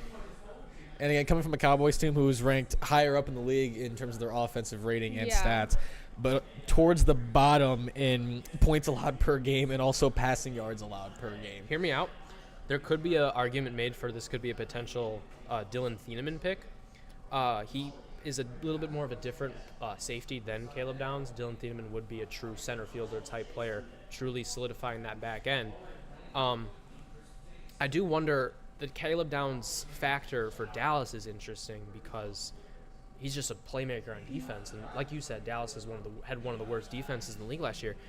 I think if Caleb Downs goes to the Cowboys, that's a tremendous value pick for them. Mm-hmm. So I think there's four options really for Dallas. Yep. Caleb Downs, Ruben Bain, Jermon McCoy, and I think you throw Dylan Thieneman into that mix. All those players are near the top of my board right now. So I mean, Dallas is going to get tremendous value with this trade. Still no pick? Still nothing. Still nothing. Dang commercials. I guess I'll try refreshing, but yep, still nothing. Now, I do think that this is either going to be Ruben Bain or Caleb Downs. I think either one. I'm not sure if they can go wrong with either of those picks. I do like the other two names you threw in there, Thieneman and who was the other one? Jermon McCoy. McCoy, yeah, absolutely. I do think that this was like how you said. They just wanted to prevent anyone trading in front of Miami. Yeah, for sure. In front of them with Miami. I mean, again, just to get their guy. I do think that. I don't know. I've been saying Caleb Downs for the past I was about to say he's half got to hour go now. here. I mean, I'd be if what I'm curious to see is if Downs or Bain, whichever of them does, or whichever of those three players kind of really doesn't go here, is there going to be a team who's picking in the 20s that's going to say, we need to go get our guy, let's make a trade for him and give up some capital? This is my opinion, a very interesting part of the draft from this point till about 22. This is where I think all the prospects still on the board are very closely together, and you're getting a very good football player. So now it's going to come down to what position do you need, who's the guy who's going to fit the scheme well. So I'm sitting here anxious to see what Dallas does. The anticipation is killing me. this has to be the longest. This is taking forever. This is taking quite some time. There's going to be a long. We're probably going to get Dallas pick, Miami pick, and then the Rams are at 13. They're going to pick. Their pick's going to come. I really have a feeling that the Rams know who they're taking right now, and I have a feeling their pick's going to be in just like that. Yep. Who do you think they're taking? I'll tell you what. If it goes, pick is in. The Dallas Cowboys select Caleb Downs. Wow. Finally, he's off the board. He finally goes off the board, and I'll tell you what. I do think this was a prevention pick. I do not think that they think that Miami was necessarily going to take him. I think they were scared of teams like the Rams and the Ravens coming up here soon, possibly drafting ahead, who they both would love to take Caleb Downs off the board. I think this is a phenomenal pick. I love for this. Dallas. I love this pick for absolutely Dallas. love this pick for Dallas. He is a game-changing safety. He genuinely is. They needed some secondary help. He is going to play a kind of nickel hybrid role for you. He's good. You can put him man up against tight ends and running backs. You can play him against wide receivers. You can have him be a deep free safety. He's got some of the best zone IQ and anticipation that I've frankly ever seen of a safety prospect. So to me, it's crazy that he lasted all this way to 11, but Dallas trading up for, I'm assuming just giving up a 4th or 3rd round pick to make the move. Real quick, Kenzie, because I do want to cut to you. Now, Dolphins pick is in. Dolphins pick is in. The Rams are on the clock right now as we speak. So, Kenzie, tell me about your opinion on Caleb Downs. Well, I didn't think he would fall where he did. Now, you said Dolphins pick is in. Dolphins pick is in. So that was fast. So Really fast. I have a feeling that this Rams pick is going to be in any second now as well once the Dolphins make their selection. Do we think Miami goes Mekhi Lemon here? I think it's Mekhi Lemon. I would not be surprised at all. I would also not be surprised at all if they do go. Actually, yeah, because I'm not sure if they're going to be taking an offensive lineman now because again, this team was towards the bottom in sacks allowed per game and sacks allowed in the entire season. I do think this pick is Mekhi Lemon just because they have no receivers right now. They have no one to throw the ball to. They bring in Malik Willis on you're not expecting him to be the franchise quarterback, but you want to put him in the best position to succeed to actually see if he's worth playing. You can't throw him out there throwing to the Washington brothers and Taj and Malik. You got to get a receiver. I think Mekhi Lemon is I said Mekhi Lemon's the best wide receiver in this draft class. I think he falls into the Amon-Ra St. Brown, Jackson Smith-Njigba kind of role of being a number 1 receiver, but as a slot player, I think it'd be a great pick here. I could also see, again, I'm going to keep saying Ruben Bain is still on the board. Does Miami just want to, say, okay, we are enduring a long rebuild. Let's go best player available here. Can we talk about how the Dolphins have a franchise record 7 picks in the top 100? They are looking for a insane. nice now, rebuild here. Again, going back to Ruben Bain, again, you said that he's amazing at stopping the run. I'll tell you what, the Dolphins were in the bottom 10 in the league in rushing in yards per carry. Yeah, and Ruben Bain would help that. Absolutely. I believe we're about to get it before it pops up here on my computer. Maybe not. Let me go ahead and I heard some commotion. Yeah, I did too. I did hear something. Oh, it's the. Oh yeah. Nope. So they're going interviewing up. So they're Downs, interviewing Downs. Okay. Again, This this Miami pick was in just like that. They knew who they were taking. I have a feeling it's going to be a receiver. I would not be surprised at all though if they do go Ruben Bain. I mean, I could also. But again, this Dolphins team is experiencing so much new. You have new head coach, new GM, new quarterback, new receiving room. So this is a food for thought, if you will. Green Bay or the coach and new general manager are both from the Green Bay Packers, who are pretty historically adverse to taking wide receivers in the first round. So there's that kind of thought process of, well, maybe they won't take a receiver in the first round. So we'll see how it goes. So now, granted, when it worked in Green Bay, now didn't really get much success from it, but we'll see how it goes. Now, jumping ahead just a tiny bit, if the Dolphins do decide to go offense here, who do the Rams take? I think that they are going to go offensive line. Their 4 out of their 5 starting offensive linemen are not going to be under contract next season. I think Monroe Freeling, the tackle from Georgia, is the next best offensive lineman on the board. He's a little raw, so he's probably, you don't want him playing day one. But I think if you let him develop a year and then play him, it's going to be a tremendous value. But we got to see. We'll see what Miami does here, because I do think if Mekhi Lemon doesn't go to the Dolphins, I think he can go to the Rams. Mm-hmm. Absolutely, I agree. Okay. The Dolphins pick is in. They select Caden Proctor. Wow. Ethan, I want to get your opinion on this once you. Classic the Rams Miami Rams Dolphins. pick is in. Just So now? Just I- now, It's Rams, gotta be Mekhi Rams Lynn, right? pick is in. Classic Caden Dolphin Proctor move. to Classic Dolphins the move. Dolphins is just a terrible pick. I don't understand the logic whatsoever. I mean, And why is that? Proctor is a huge physical player, but his feet and his hands are a mess. He needs a ton of development.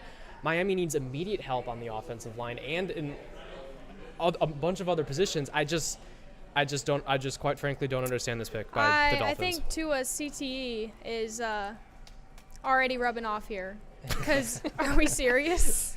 Caden Proctor. You have if you wanted to go offensive lineman, you have Vega Ioane on the board.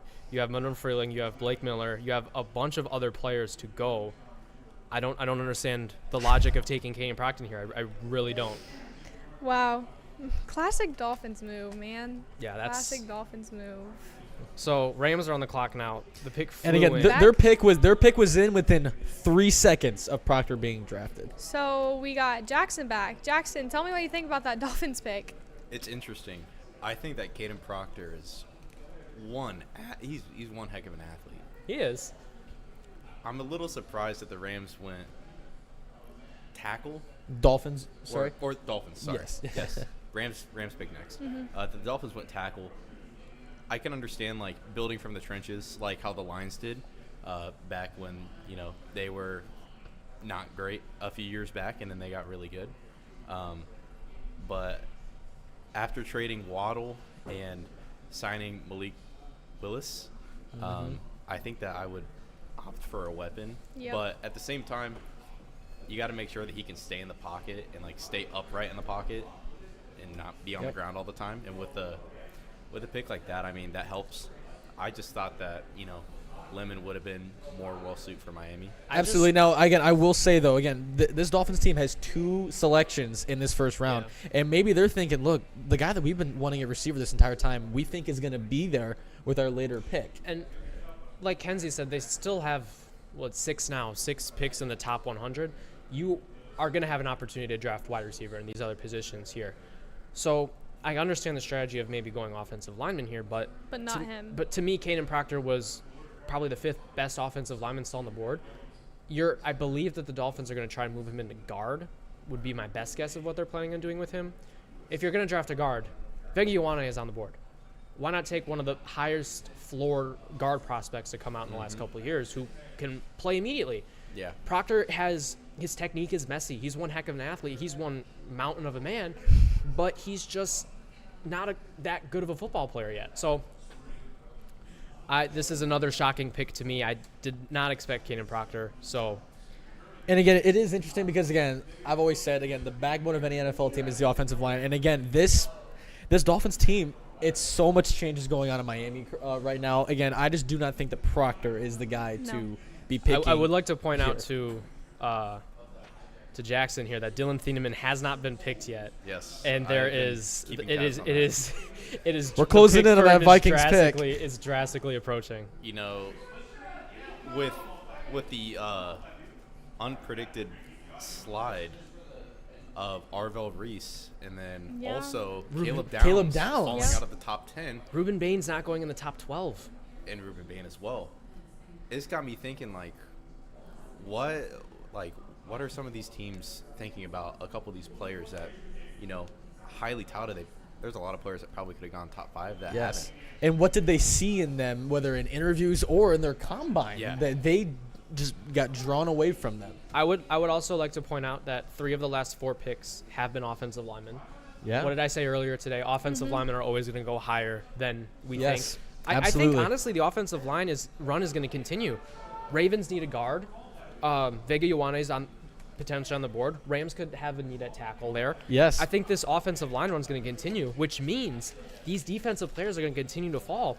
By about pit 16, there's going to be a humongous run on of strong defensive talent. And I'll tell you what, though, again, I know I had this conversation with Ethan and Kenzie earlier. Jackson, I'm not sure if I had this talk with you. We set the line at over under 20 defensive players taken in this first round.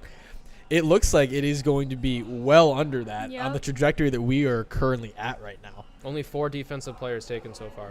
I thought there would be 4 in the first 4 picks. Yeah. So, I'm really curious to see. Now, I do have a Dolphins fan friend, and we were talking last night, and we were kind of making fun of our team, one of our teams taking Caden Proctor and Keldrick Falk. So I know my Dolphins friend out there is not too happy with this pick. But is the any word on the Rams pick yet, or are we still word? Still waiting. I mean, No pick yet? commercials after every pick is No getting pick. ridiculous.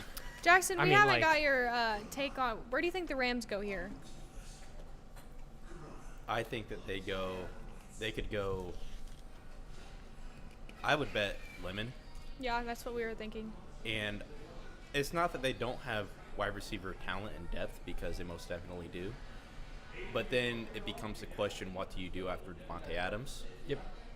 And at some point, if you draft Lemon, his contract becomes very edible in that last year. There's also some concerns about, is Puka Nacua a guy who you can rely on? Because there's been his last couple months have been a little bit of a rocky road for him. So there's a thought that terrifies me that the Rams, who have one of the best rosters in the league, If not are the gonna be best. walking into next season with Mekhi Lemon, Devontae Adams, and Puka Nacua. Like, no one's gonna be able to stop with that offense. the reigning MVP. I also Now- must add, I think keeping Mekhi Lemon in Los Angeles, where he went to school at USC, Low moving cost. there's no moving costs. It becomes very easy for him. And if you can make that transition as easy as possible for a incoming rookie, Right. you know, Pick is in. anything can happen. Pick is in. Oh, this is it's a commercial. Is a The same okay. I guess it is a commercial with the same commercial. jingle. Yes. Now Are we that is weird. serious? Now again, I've got it update here on my phone. But again, just letting Sean McVay have an amazing addition to that offense with Mekhi Lemon would be an absolute, just stellar Scary. play But for the Well, Ravens. again, we Scary. can all this talk about As Mekhi if they Lemon. They're already gonna go- weren't. Yeah. They could go offensive line. So, I And think again, this pick And- came in like that. I might add, they could go defensive line and have their edges be Jared Verse and Ruben Bain. I don't and think that they could go also- edge Very young. because Byron Young is still there, and they just extended Byron Young, so they have Young and Verse, two young guys there. So I would be really surprised if they went Ruben Bain here. But again, it's at this point, it's sometimes you have to go best player available, and if a guy that talented falls to you, sometimes you just got to take the risk. Yeah. So I'll tell you what. I'm looking at this new Rams logo right now. And now that it's all yellow, I can't get behind it. I don't know about you guys. but- it's definitely going to take some time to like grow on me. To me, it just looks like a Color Rush logo that's like Yeah. their branding. So it's going to take some getting used to. I am in love with the new Titans logo. Yes. The baby blue Oilers color scheme is just it's so Bringing good. it back. Yeah. Absolutely, some of the best throwback jerseys in the entire game. Yeah, I mean, and now it's their full-time jersey. I love it. So Is that And the pick? I guess here's Is the this- pick. It has yet to come in Hold on on, my hold on. computer. The Los Angeles Rams select Ty Simpson. No. Ty Simpson. And guys, the pick is in for the Ravens already. The pick is in. Ty Simpson, quarterback from Pardon my Alabama. language, but are you shitting So me? this is- Sean this McVay is wanted the obvious- replacement. I'm gonna say one thing. If Ty Simpson were to go to any team, It would he be the is Los going. Angeles He is Rams. going to the best possible scenario for him. The Rams, how often are they going to be picking this high? They're taking a swing at their quarterback, and we've been saying this whole time. Rams have one of the best rosters in the NFL.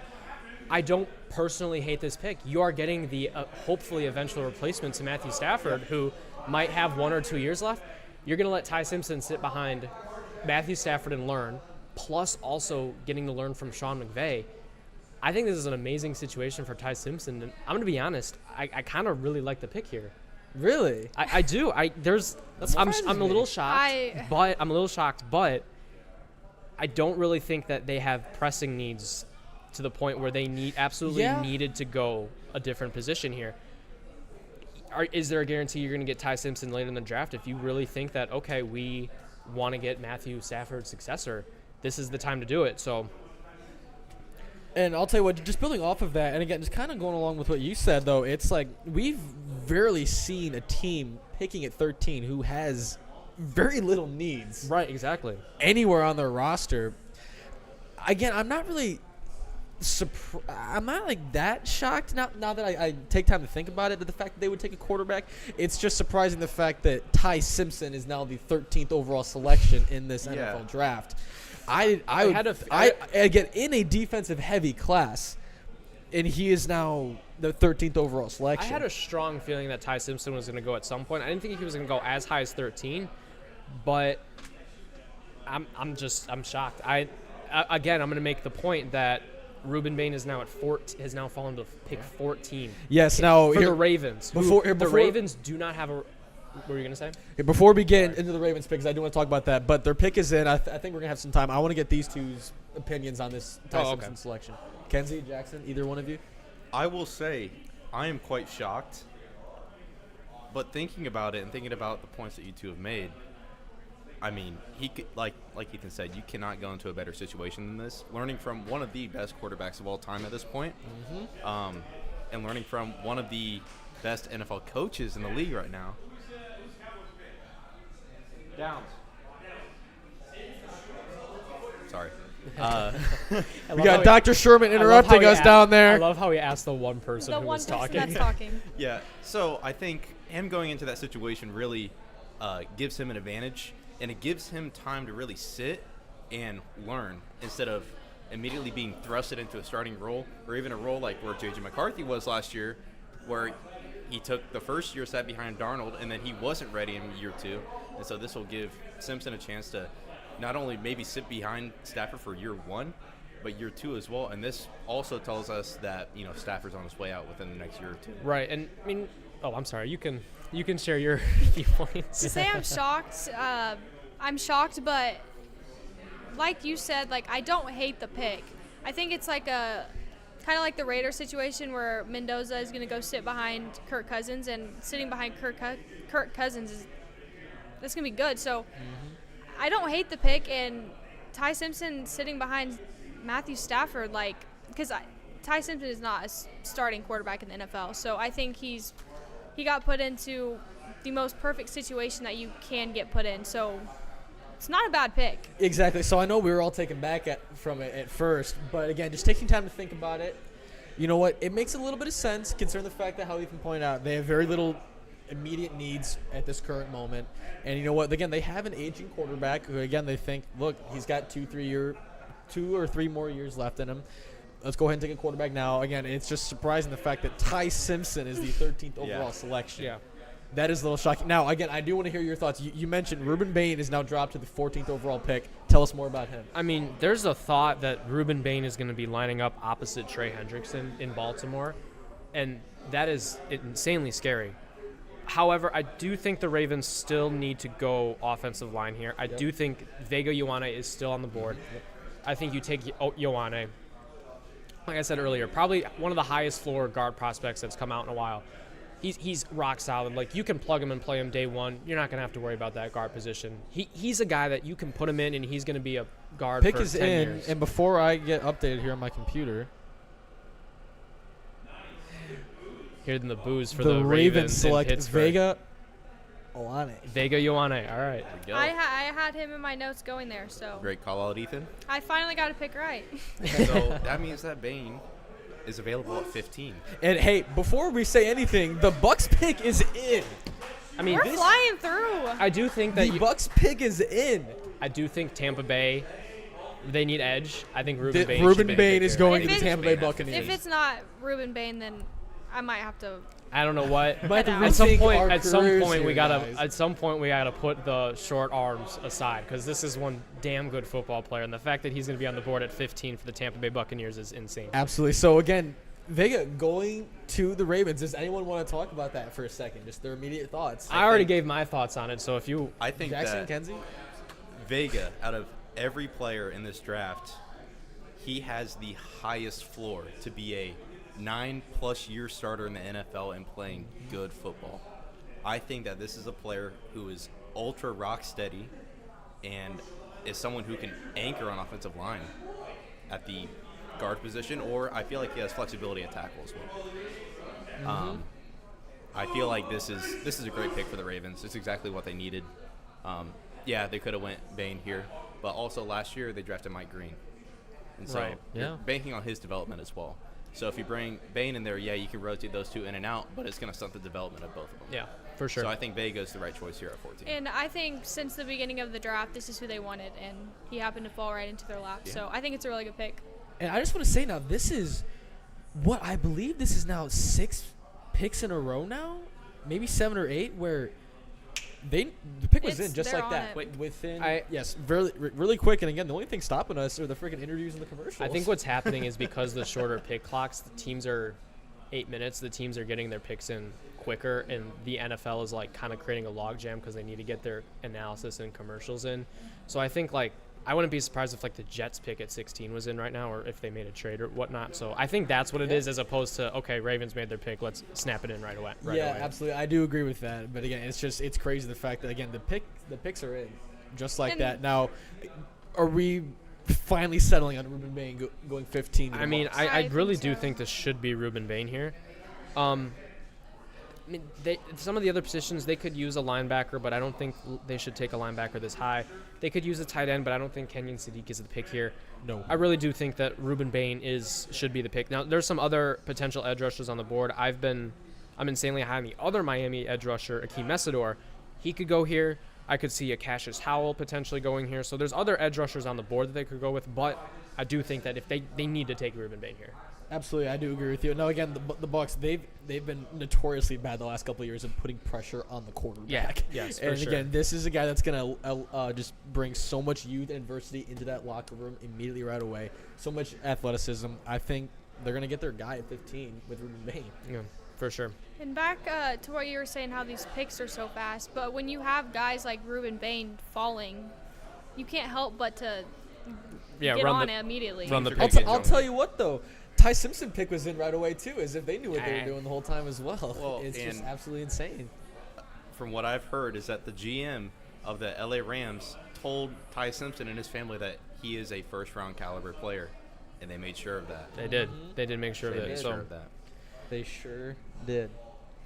Now, okay, Jets. If we're settled on the Bucs right now, Jets.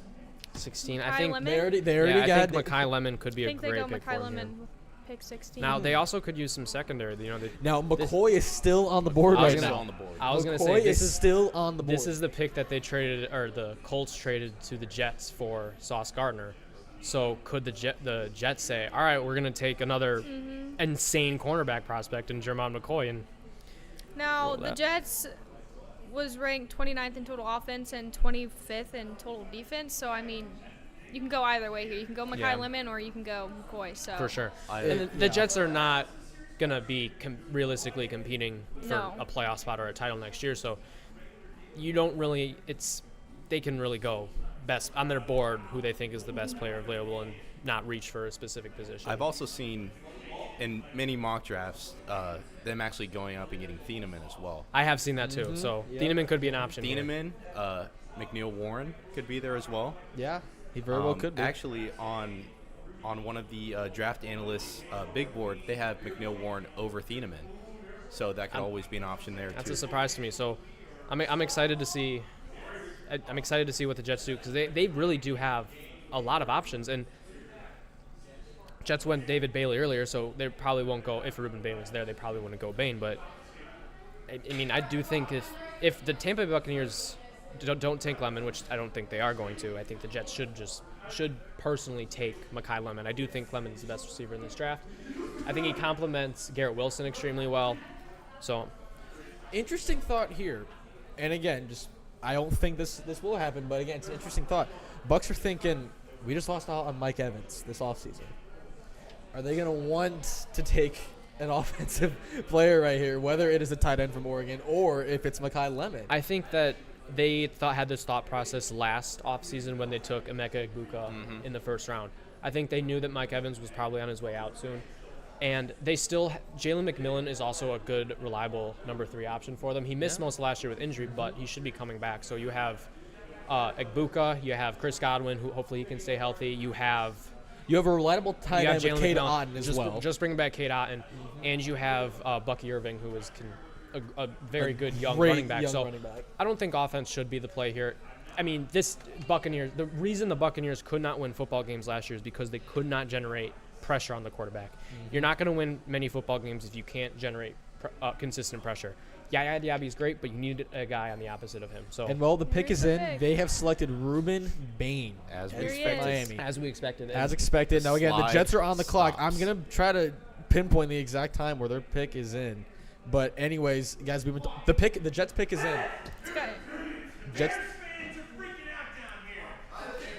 You got some unhappy Bears fans at I- the party I'm- I'm gonna downstairs. be honest, I did Jets not pick is in. expect. I did not expect Ruben Bain to drop Ruben to the Bain was- Bears, so this I'm is gonna probably go the- ahead and just I think this is, like I said, I think this is a tremendous pick for Tampa Bay. He's going to slide in on the opposite end of Yaya Diaby. Todd Bowles is going to have a lot of fun with him. Oh, You can yeah. play him inside if you want to, outside. Tremendous pass rusher, tremendous run defender. This guy's in my opinion, was the best overall player in this draft, regardless of position. And so I'm excited for him. I'll tell you what though, and again, the Bucks. This is a team now. They're coming for revenge after this past season. The Panthers ended their seasons in a row of not making the playoffs, and the Bucks continuing to reign in that division since Tom Brady went there. And you know what? The Bucks are going to be hungry right now. And again, they're thinking, look, we were 8-9. We just barely missed out in the playoffs last year. I think that they're thinking, look, this is our chance to get back and take what's ours, and that's that division title. For sure. Again, Kenzie, Jackson, any thoughts? Yeah, I think Ruben Bain is the obvious selection here. His draft day slide stops in Tampa Bay. And I think, with his skill set, he is strong enough to, push through offensive tackles, and he's fast enough to be a mismatch inside. And I think that this pick is a home run slam dunk for the Tampa Bay Buccaneers. So Yeah. Like I said earlier, when you have a guy like Ruben Bain fall right into your lap, it's just a no-brainer pick. So I think we were all expecting it. Absolutely. Now, guys, let's go back because again, we kind of expected this. Now, the Jets, like we were kind of just saying, are they going best player available at any side of the ball right now? Or are they going best available for offense, best available for defense? What are they going? What are the New York Jets thinking right now? I think there's three realistic options for the Jets. I think it could be Jermon McCoy, Mekhi Lemon, Dylan Thieneman. I think either one of those three picks would be a good pick for them. If you were the New York Jets right now, who are you selecting and why? I am selecting Mekhi Lemon just because you need some offensive output. You just went defense with your first pick. Go offense here. Add some. I guess Geno Smith is going to be their starting quarterback this season. Give some weapons for Geno Smith to throw to, or have a receiver for your eventual young hopeful franchise quarterback in the future. Kenzie, Jackson, thoughts? Who are the Jets going to take and why? Yeah, coming into this draft before Dante Moore decided that he was going to go back to Oregon, he, in almost every mock draft, was slotted at number 2 overall going to the Jets. And I think that next year will be the year that they go ahead and get their quarterback of the future. So getting a Mekhi Lemon in that wide receiver room to really add a different, aspect to that offense. Because, correct me if I'm wrong, but he is very good in the slot. Mm-hmm. And so having Garrett Wilson on the outside and having Mekhi Lemon on the inside in the slot, that can do some damage. And again, Breece Hall is a great receiving back as well. Oh. That's going to be some downfield weapons. Kenzie, what are your I thoughts? think they go Mekhi Lemon here. I mean, their total offense was ranked 29th. But then again, they're overall terrible. So in any part of the field. they could go anywhere, but I do think they go Mekhi Lemon here. Sweet. Now, again, I would not be shocked. Again, I like the Lemon pick. I would not be shocked coming from a team who had 0 interceptions the past season to go, you know what, let's go ahead and stack up on this defense, and we'll go ahead and trust the veteran quarterback to get done what he has to get done. And draft McCoy. But again, here's the other thing. Not only did you mention Dante Moore, the quarterback class for next year is slated to be on the uptick for like the last couple seasons. Again, not only Dante Moore, assuming Arch Manning goes to the draft, assuming C.J. Carr declares for the draft as well. Those are 3 quarterbacks who many people argue are better than the top 3 quarterbacks for this year's draft. And this is the thing is every year we always going to say, next year's quarterback class. This time last year we were saying Drew Aller, Cade Klubnik, Garrett Nussmeier, Lenore Sellers, Arch Manning. That's 5 quarterbacks. And Mendoza wasn't even mentioned. And Mendoza wasn't. in And those Mendoza wasn't even mentioned as one of those top guys. And Seth none of Veman them did. And none of those guys ended up panning out and being, top prospects. Drew Aller's probably not going to go till day 3. Cade Klubnik's probably not going to go to the end of day 3, and Garrett Nussmeier is probably going to go tomorrow. So, I think you got to draft for what your team is right now. You cannot. You saw it? Pick. Okay. Kenyon Sadiq, tight end from Oregon, is selected before Mekhi Lemon. Hold on. I mean, The Lions So- are on the clock right now. I'm going to go ahead. The pick is in. Lions pick is in. The So- Vikings are now on the clock. You have to cross your fingers for now one more So- pick, Jackson, to get so your guy. the New York Jets- Anyways, obviously had the same thought process as us as get an offensive weapon. Yeah. They just went with Kenyon Sadiq. Now, the Jets just drafted a tight end last season. They sure did. Drafted Mason Taylor from LSU. So I believe that they might use Sadiq as a kind of Kyle Pitts role. If you're going to play him in the slot, you're going to play him moving around the offense. So, again, it's not who I thought, but I don't hate the thought process. Now, I don't understand why you're passing up Mekhi Lemon. Instead, you're going Sadiq. So that part's a little so go ahead and tell me, who'd you compare Mekhi Lemon to? I said Mekhi Lemon is very similar in my eyes to Jackson Smith-Njigba and Amon-Ra St. Brown. So those kind of it's slot funny you say that. options. So the Lions are on the clock right now. I don't think the And the Lions. pick is in. The Lions have lost. Well, let's finish our Jets conversation first. What do you, Jackson and Kenzie? What do you guys think about the Jets taking Kenyon It's Sadiq? obviously very surprising just because of how good Mason Taylor was on the offense last year. He was one of the only bright spots on that team. Right, exactly. I think Kenyon Sadiq, they can do a lot with him, and I think that he is a physical freak of a player. He is as close to Kyle Pitts, if not more physical than Kyle Pitts was. But I don't think that taking a tight end when you have a young blossoming tight end in that offense is what they necessarily should have done. Now, I don't know what their plans are with them. It could be a great success for them, but I think that them passing up on Mekhi Lemon, I think that, that may come back to bite them. It will, and just looking at the picks now, I don't know where Lemon will fall, but we haven't known that the entire time. Kenzie, your thoughts on Sadiq? I thought they were gonna go offensive player here, but I didn't think they would pass up on Mekhi Lemon. So he's just gonna keep following, and he's gonna land in someone's lap, and they're gonna get a good player. There's definitely been Absolutely. some concerns about Lemon's he's a little smaller, and how high do you really want to take a slot wide receiver? But we've seen over the past seasons how valuable having a great slot receiver is. So I do like that. Like I said, though, I do like the Sadiq pick. I think it's a great offensive weapon for the Jets. Now, let's kind of shift the conversation towards the line a little bit. You mentioned Mekhi Lemon as a slot receiver for them. I really don't see them going. They really need offensive linemen. Taylor Decker is no longer on the team. Obviously, Frank Ragnow retiring about a season and a half ago. They really just need to go best offensive lineman available here. I think Monroe Freeling on the board would be a great pick for them. I could see them going Blake Miller from tackle from Clemson as well. Yes. So I think those are your true options. You could also, there's an argument you can go defensive line. Akeem Messador is still on the board. He's probably the best defensive lineman there.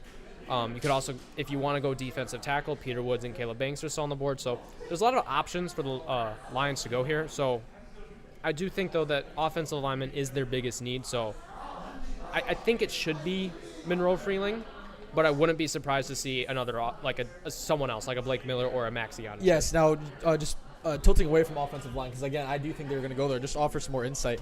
The Lions were bottom 10 in the league in takeaways this past season, and they were also bottom 8 in both of these stats: passing yards allowed per game and in the total season, and yards per attempt allowed. I'd agree that they need overall defensive help, and I think more importantly, they have star defensive talent. The issue is they lack depth on the defense. So you can really fill out that defensive depth in the later rounds. The offensive line, top tier offensive line talent is going to start going away pretty quickly here soon. So you don't want to be left at the ball without a date. You want to make sure you have starting caliber offensive linemen to protect Goff, because if you can't protect him, it doesn't matter what your defense is going to do if your offense can't score points. So Absolutely. Kenzie, shifting to you, who are the Lions taking? Or at least what position do you think they're going to take? I think the Lions go offensive line here, like Ethan was saying.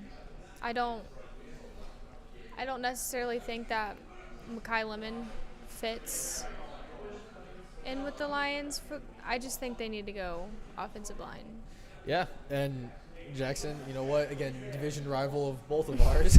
Yeah. I'm really hoping they mess this pick up, but keeping my opinion out of it.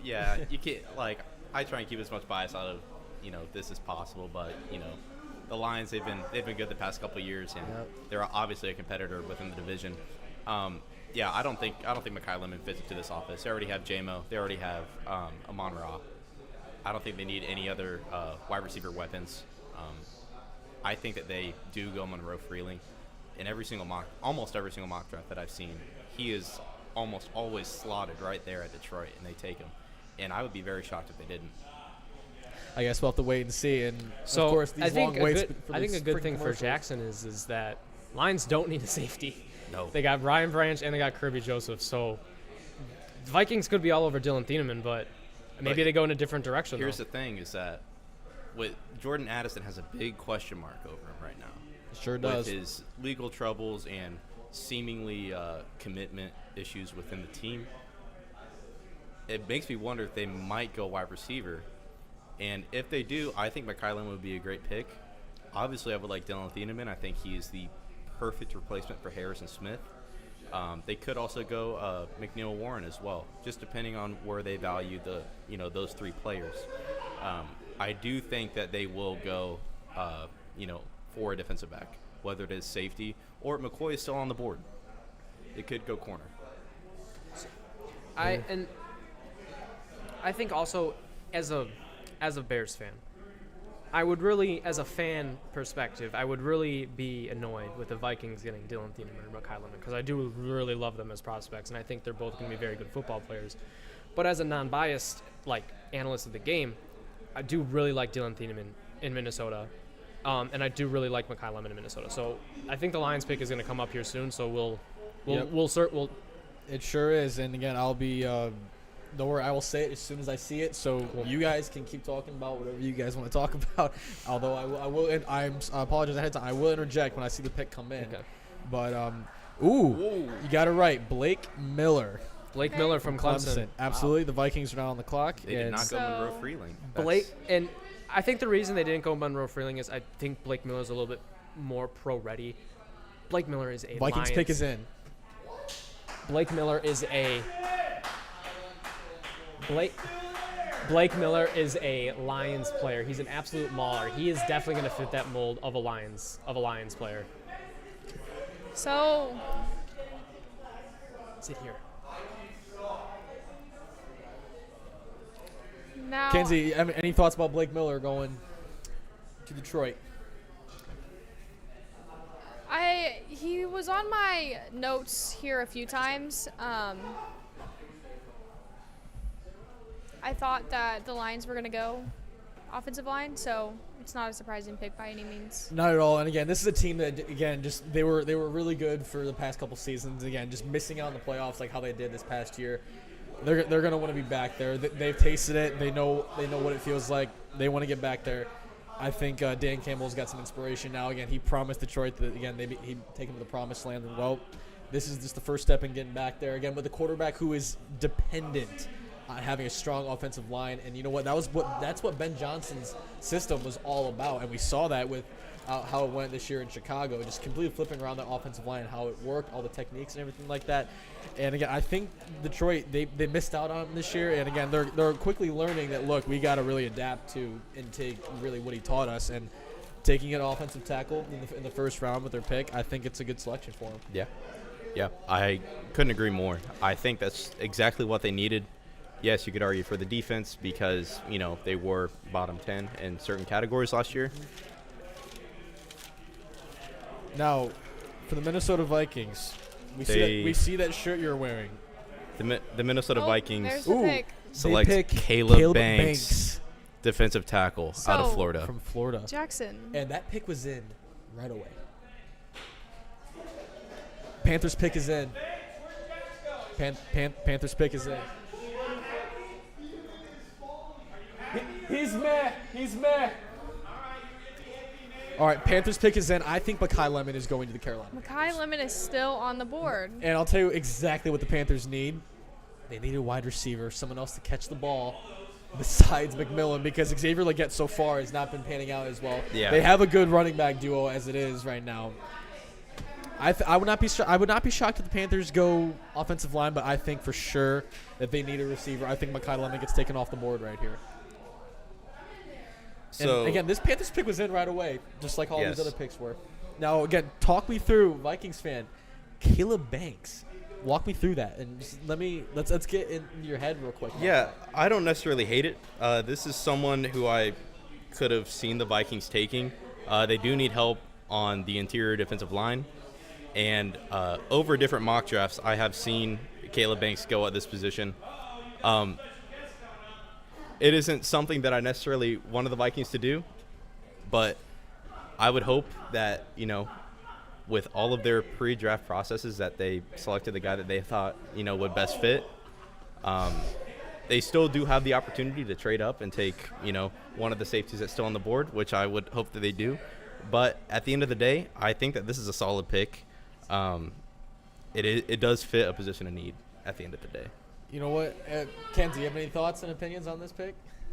I don't. I think I'm still shocked that Mekhi Lemon's still on the board. So I'll tell you what, and again, just the Panthers, The Panthers. Their pick was in just like that, similar to how every single other team's been selecting so far. And again, I'll tell you what, this Panthers team, again, they almost won a playoff game with a losing record to one of the better teams in the league this past season. I would be completely shocked if Mekhi Lemon is not taken off the board right here by the Carolina Panthers. Ethan, what do you think about that? Sorry, I got to wrap my hand around Caleb Banks going to Minnesota. Actually, yeah. Here, I want to get your thought on that, and then we'll go. I have on an to the amazing Panthers. quote by Caleb Banks that he said in an interview at the Combine. Someone goes, what are you like doing on the football field? And Caleb Banks saying, I'm going to run through a mofo's face. That is Caleb Banks to an extent. He showed his wingspan, held his arms up like this. It was the size of the podium. I think the pick is a good pick here for Minnesota. They needed some defensive tackles. Obviously, I know Jackson was hoping for Dylan Thieneman, but I think this is still a good pick and good value for him here. All right, now Carolina, correct? All Yes, right. walk me through what's going through their. I think draft Mekhi Lemon should be the pick here. You have Tedrow McMillan on one side. You got Jalen Coker. Put Mekhi Lemon in the slot. I think that's a great fit there, honestly, and that gives Bryce Young yet another young target to throw the football to. Now, I do want to see defensive line could also be an option for Carolina here. Looks like we got a trade as well. Dallas trading up with the Eagles. okay. Or the Eagles trading up with the Cowboys. I have yet to see that. Yes, it just came through. Yep. I think we are going to head to a break here. Okay. So, Perfect. All right, we'll go ahead and get back.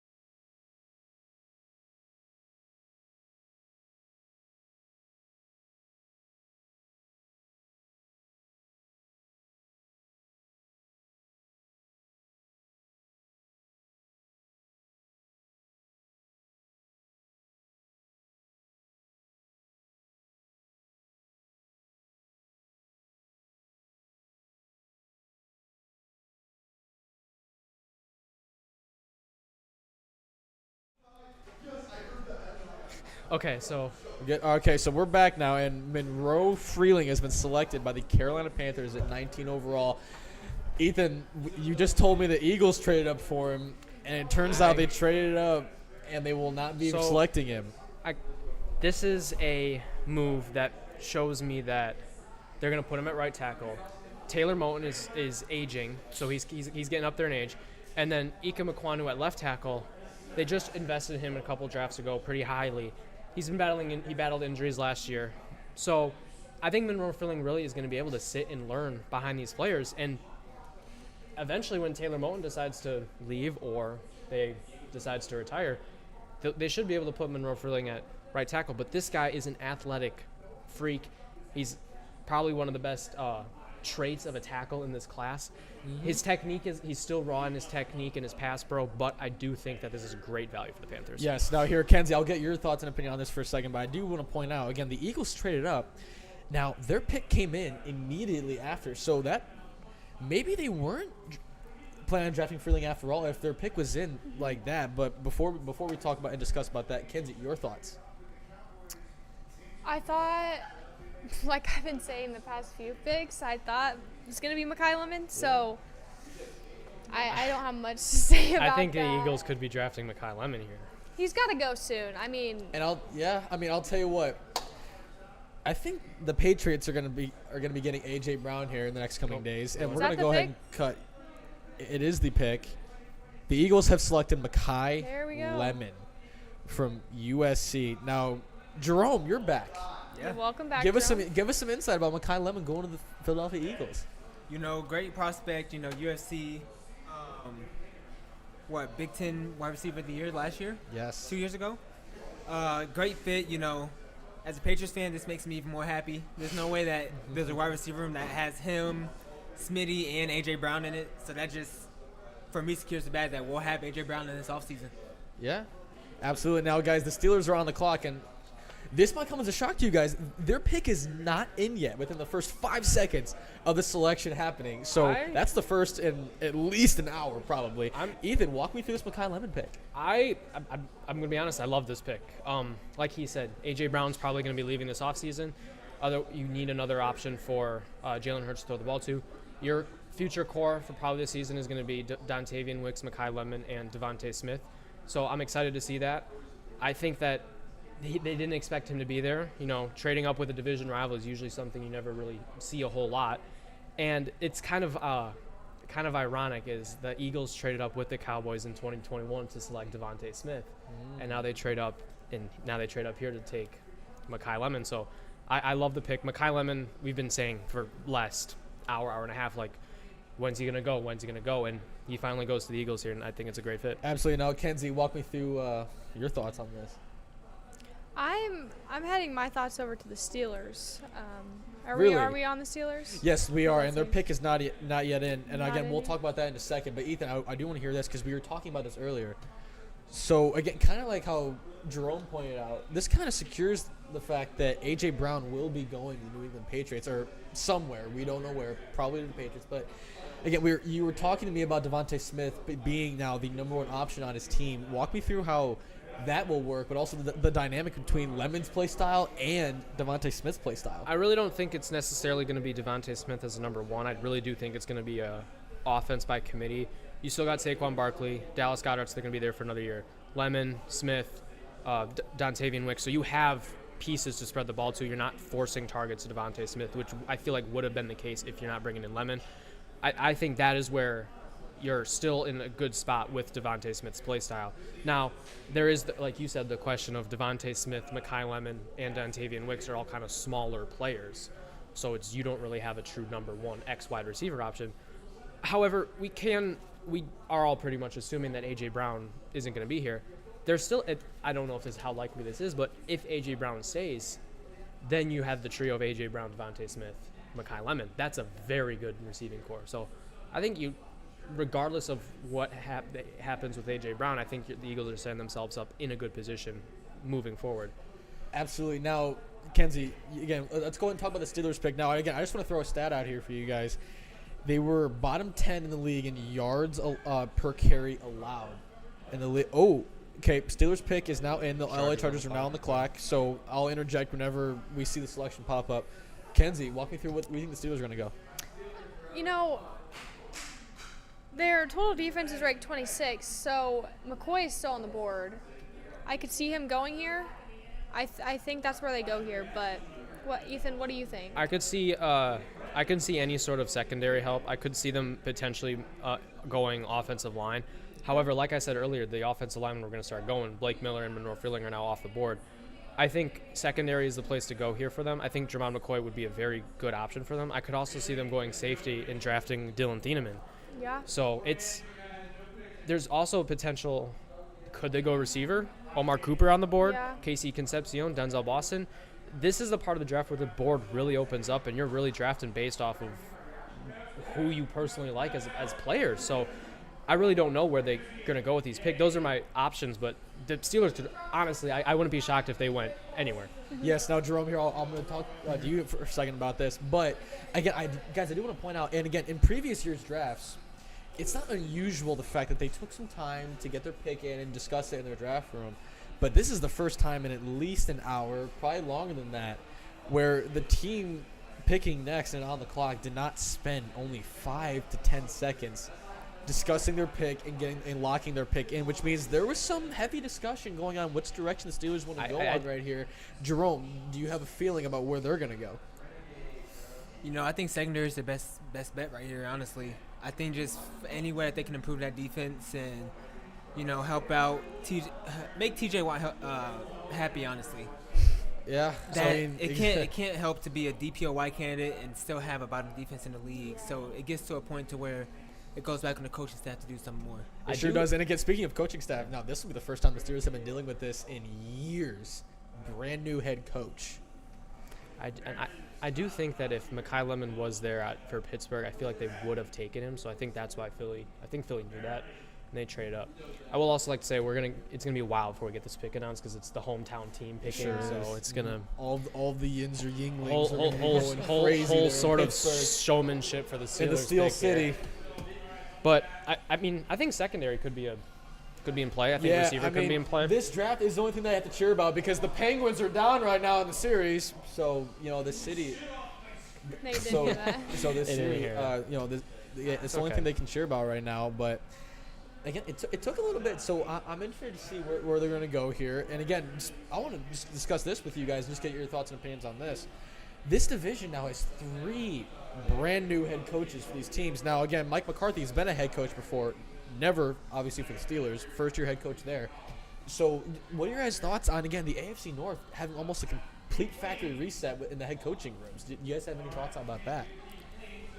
I think this goes back to, the AFC North that we were used to in 2015 to 2018 where, AFC North's known for being the most grueling division, hate each other, deep hatred, deep rivalry. Mm-hmm. And I think you just haven't been able to have that because all it's been in the last 5 years has been who's going to win the division between the Ravens and the Bengals. But I think now with the Steelers getting a new face and the Browns making improvements slowly but surely to the team, I truly think that give it about 2 years and all 4 teams can fight for that number 1 spot in this division. Absolutely. Ethan, Kenzie, your thoughts? I think it was time for a change in both Baltimore and Pittsburgh. So I think both moves were necessary moves. Now, Harbaugh and Tomlin are still great coaches, so I do think it was time, though. I don't agree with Pittsburgh going to Mike McCarthy, but Yep. I understand. All right, so we're going to get the Steelers pick here soon. Yes, any second now. I'm interested to see how Mike McCarthy's first pick Yeah, as a new head coach is going to Pittsburgh. go. And I wonder what direction he's going to go. And again, we're getting some introductions for the Pittsburgh crowd down there.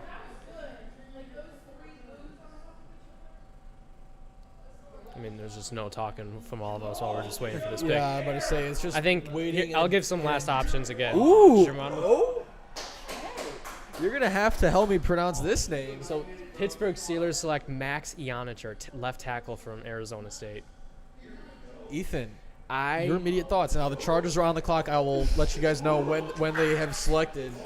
I And hear a their bunch pick is of in. who's? They just Ethan, don't who- know. They just don't know ball because But Max Ionicher is. Ethan, tell me who this guy is. Tell me all about him. I love Max Ionicher as a developmental tackle prospect. Pittsburgh drafted Broderick Jones a couple years ago, and he's been god-awful. They needed a new option there.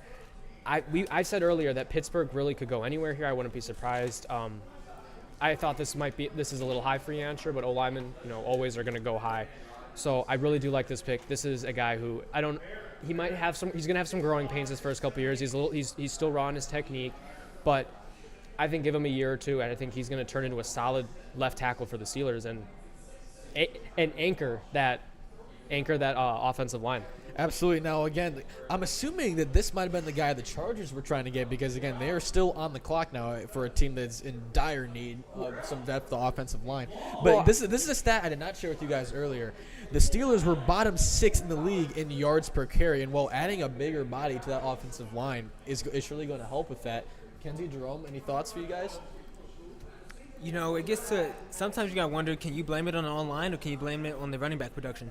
You know, this was also the first year that they didn't have Najee Harris. And Najee Harris has put up, 3 back-to-back-to-back? King of consistency. Yeah. And so, you know, sometimes when you just have a change like that, it's hard to really find out what the true root cause of the problem is. Absolutely. Okay, now the Chargers pick is in. They have selected. I will let you guys know who it is whenever it comes up. I think a thought for who the Chargers are taking here. I really do think that this could be Dylan Thieneman here. I've been saying that I don't think that they can have Elijah Molden be a starting safety for them next season, and so I think Dylan Thieneman coming in here is ideal for them. Line him up against Derwin James. We have our resident. Do you want to jump on? I mean, I'll say something. I know nothing about the guy, but You should have been up here listening to this guy talk about it. He's in love with this guy. It's a good pick. Well, It's a good pick. I think it's a good pick because if Old Man Rodgers sticks around, you need the extra protection. Yep. Yeah. And that's something the Steelers have not had in recent years. I would have loved to have seen Will Howard get some reps just to see what he has for the NFL. But Rodgers playing this waiting game right now. It's really messing me up. Like I said, if he returns, you need somebody that is going to be big and be a presence on the front. So, like I said, I know nothing about the guy. I care less about the now, but Hey. I'm not upset with the position. Okay. You know what I mean? Yeah. Absolutely. And again, just take Ethan's word for it over here. Yeah, it's a good guru pick. himself. Kenzie, any thoughts on the Steelers pick or any thoughts on who the Chargers might select? Well, I thought the Steelers were going to go with McCoy. So McCoy's still on the board. We still got some really good defensive players on the board. Now, the Chargers, they're interesting because total offense was ranked 12th. Their total defense was ranked 9th. I don't know where they go here, Ethan. Where are you thinking? I think that a lot of the offensive linemen have gone right before the Chargers. And so I think they're going to probably address that in the second round unless they reach a little bit on Caleb Loma here, which I think Caleb Loma at this rate of the offensive lineman is probably going to go before the end of the night.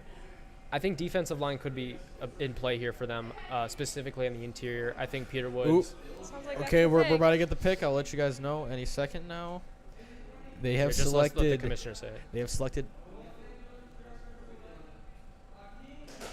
They have selected Messidor, the edge from Miami. Now, again, Ethan, you're questioning. I'm not questioning. I selfishly wanted Akeem Messidor to fall to the Bears at 25, but that's okay because Dylan Thieneman is still on the board for the Absolutely, Bears at 25. and so is McCoy. So is Jermon McCoy. So regardless, Akeem Messidor is one of the most pro-ready prospects in this draft. I love him. His tape is unbelievable. Him and Bain just cause havoc. He's one of the cleanest techniques you'll see. He's great against the run, great against the pass. Now, the reason that this is because he's 25. So he's a bit of an older prospect. But He's up there in age if for he sure. was going to go to a team, it's a team that is in the mode to win now. And I do think the Chargers are in the mode to win now. And so I do really like this pick for the Chargers. Absolutely. Now, again, the Chargers, their division, again, it's interesting because, again, I was talking about this with a couple people the other day. Again, the Broncos, in my opinion, only got better this offseason by acquiring Jalen Waddle, a position they desperately needed a one for Bo Nix. But, again, they're in the win-now mode in a tough division where, again, you know the Chiefs are going to bounce back because, unfortunately, as long as they still have that core of Reed, Mahomes, and Kelsey, again, there's always discussion to be had there, no matter how old those guys may be getting. But, again, going off of me, Jerome, Kenzie, any thoughts on the pick for the Chargers? You got it? I think the Chargers had bigger needs that they needed to address. Especially looking at that first playoff performance, Justin Herbert had absolutely no time in the pocket. Granted, they did have injuries to the O-line, but I don't think that this was their biggest need, and I don't think spending a first-round pick on this position this early was the correct move for the organization. Now, again, you know what? I fully, wholeheartedly Can you tell Davin about agree going with to break? that. Tell Davin about going to break. Now, Kenzie, any Going to thought, break any for Dav- any tell Davin quick going to thoughts break. about Messidor for you? No, I mean, hold on. I'm trying to get to my notes here. You're good. You're good. And I will say the Dallas Cowboys are still on the clock, Okay. yet to put their pick in. Okay. Now, again, it looks like we'll be cutting to a break. Just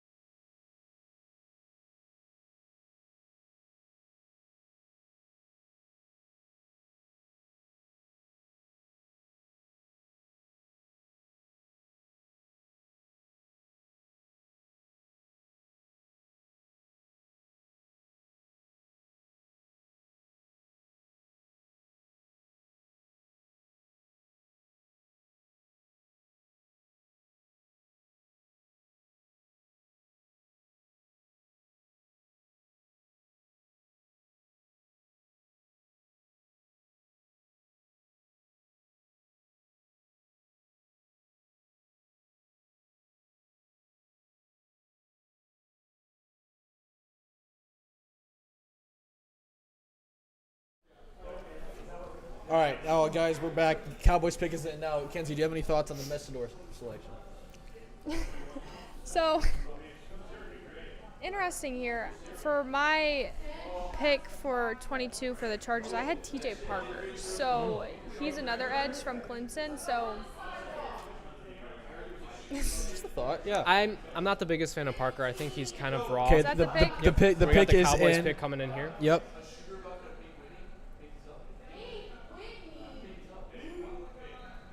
They have selected Malachi Lawrence, edge Wow. from UCF. So, I personally love Malachi Lawrence as a prospect here.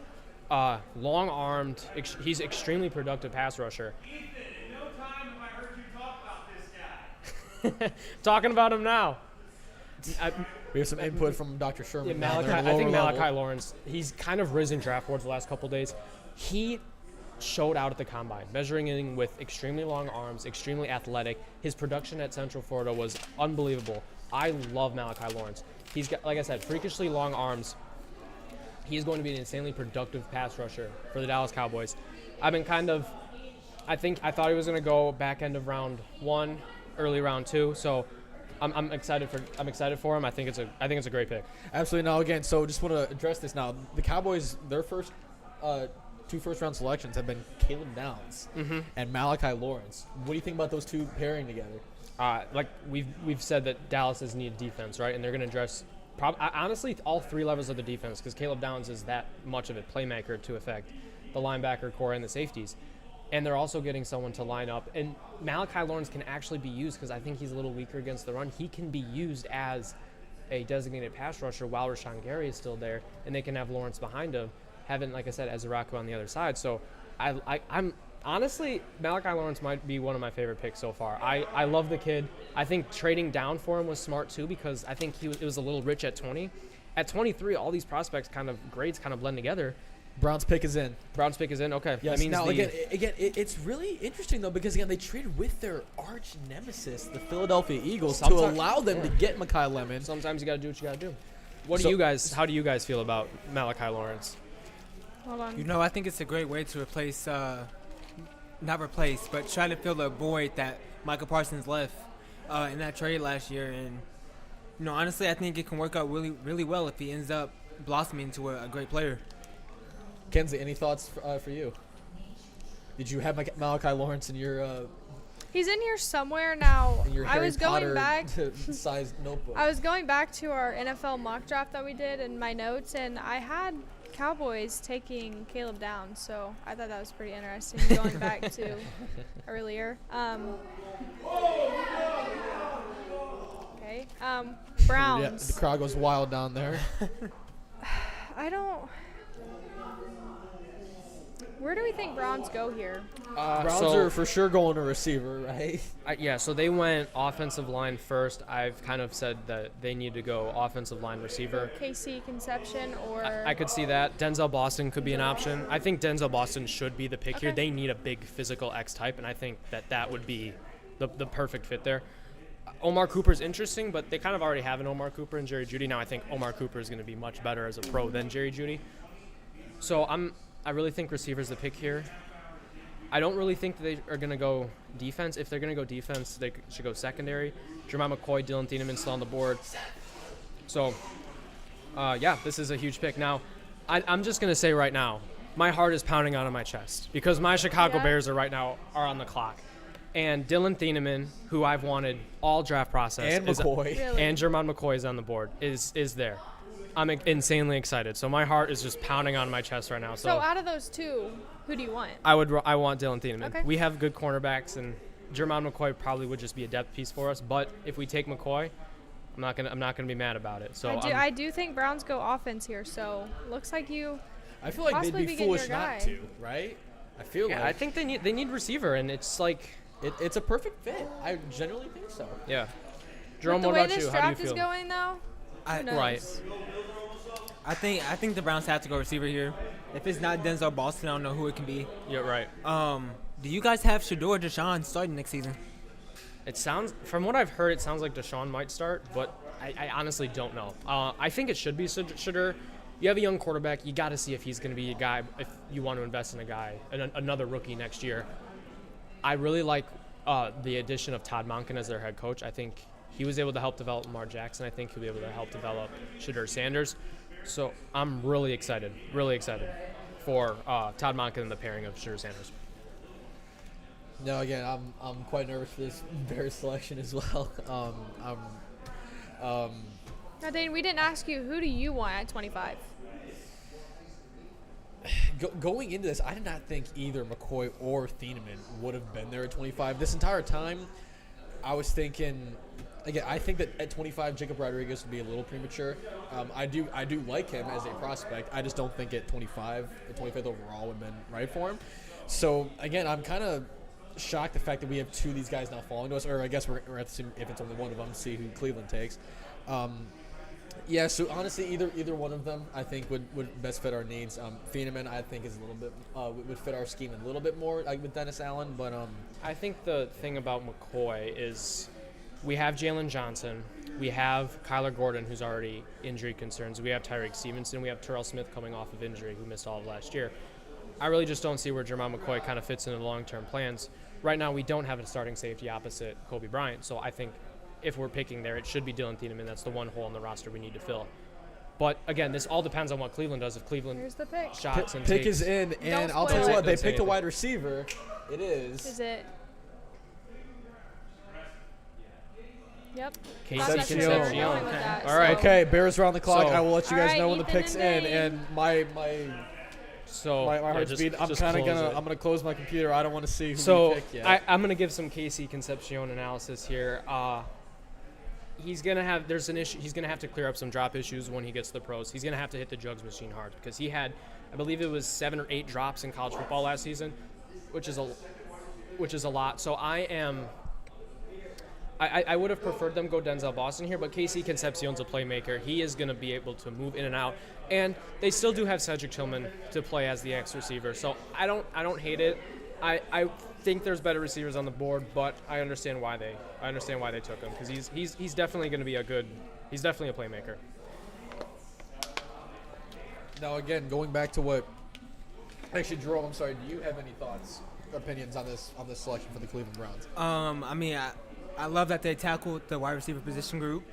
I thought Boston was a better option, but help is help. And honestly, I think you can't expect Shador to grow in a system where Jerry Jeudy is his wide receiver one. It's not going to happen. Absolutely. Again, he's got a really athletic Harold Fannin right there. Again, you got Bond, you got the deep threat. Again, I agree that Shador should be the starter. I think we've seen enough from Deshaun Watson to see that he should not be the starting quarterback for this team moving forward, especially with the brand new head coach. You might as well get Shador working with him ASAP and getting in-game information and what's the word I'm looking for?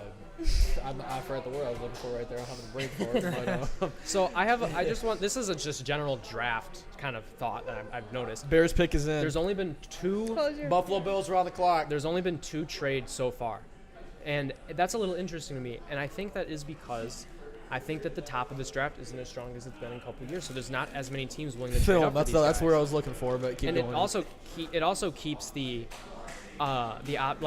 draft is also deep, so it means that teams are comfortable staying where they are and getting caliber players. I mean, I did not expect Jermon McCoy and Dylan Thieneman, Omar Cooper and Jacob Rodriguez to be on the board here for the Bears at 25. So this pick should, like I said, I think this pick should be Thieneman for the Bears. That's, as a Bears fan, I'm screaming from the rooftops, please pick Dylan Thieneman. He is the best true deep free safety tape I have ever watched, and that is extremely high praise for me. I don't give that out often. You better not be looking ahead of me. Right I'm not looking ahead. Same for you. Same. Yeah, I know. I'm just like a kid on Christmas. Closing. Right now. You want me to Don't say it close, for you? this is Sherm's computer. I can't. Oh, okay. No. We'll I hear, wasn't we'll closing hear. all Oh, you the want way. to hear? Okay. That's Oh, perfect. down there. It's a commercial. Okay. Oh, So okay. leave it down. Leave it I down. thought we just straight up like the picks. So, yeah. Kenzie, as an outsider, who do you think the Bears should draft? This is funny watching you guys because it's like my team doesn't have a pick in the first round, so I don't get. We'll be coming up to yours any second. The now. anticipation of it, yeah. Anticipation and excitedness, but I think.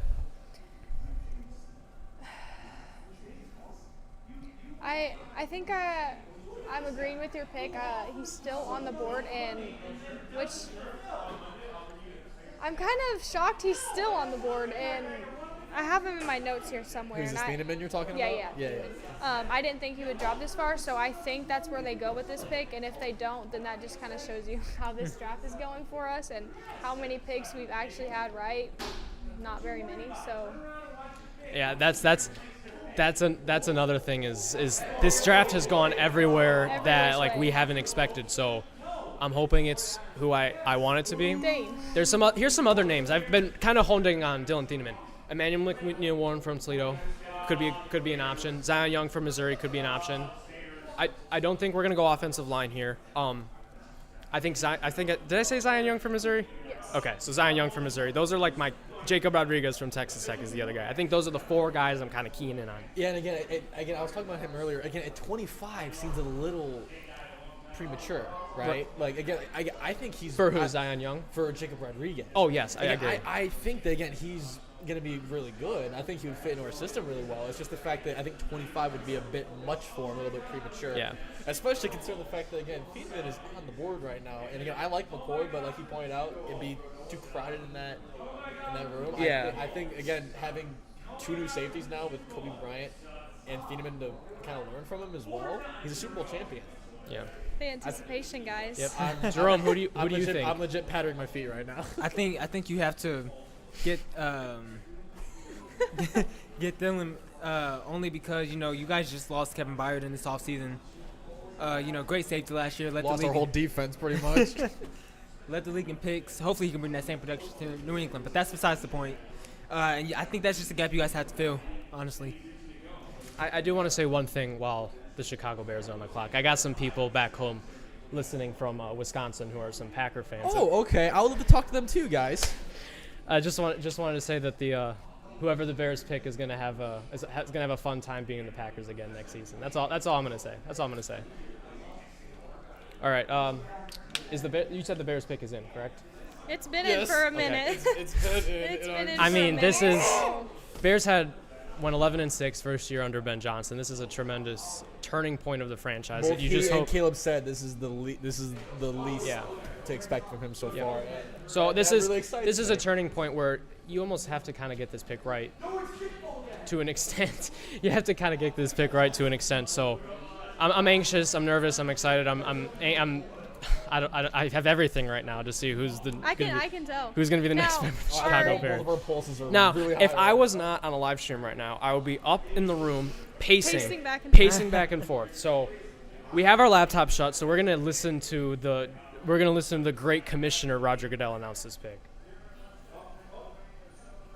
So I think the pick is coming up. We have Bears fans down there, so they might- Who down? Oh, Here we go, guys. All right.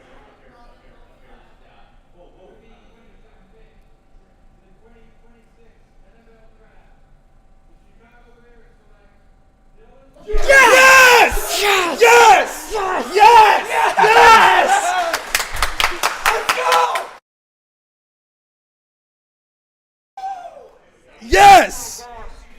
you guys can. Oh my God! Yes. All right. Bills pick. Wait.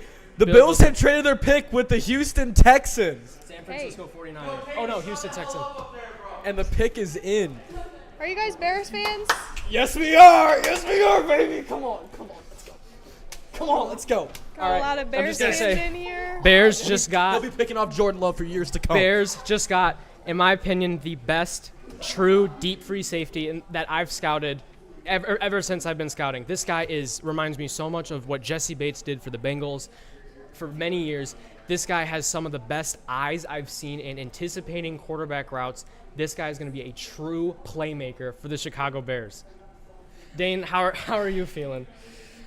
I'm really excited right now. Again, I think that 2 new faces to that safety room right now is exactly what we need. He's gonna be learning from Kobe Bryant, and again, just adding just so much explosiveness to that defense is exactly what we need. Especially after Jerome pointed out, we led the league in just turnovers this past year. But again, not really much to show for it besides the turnovers.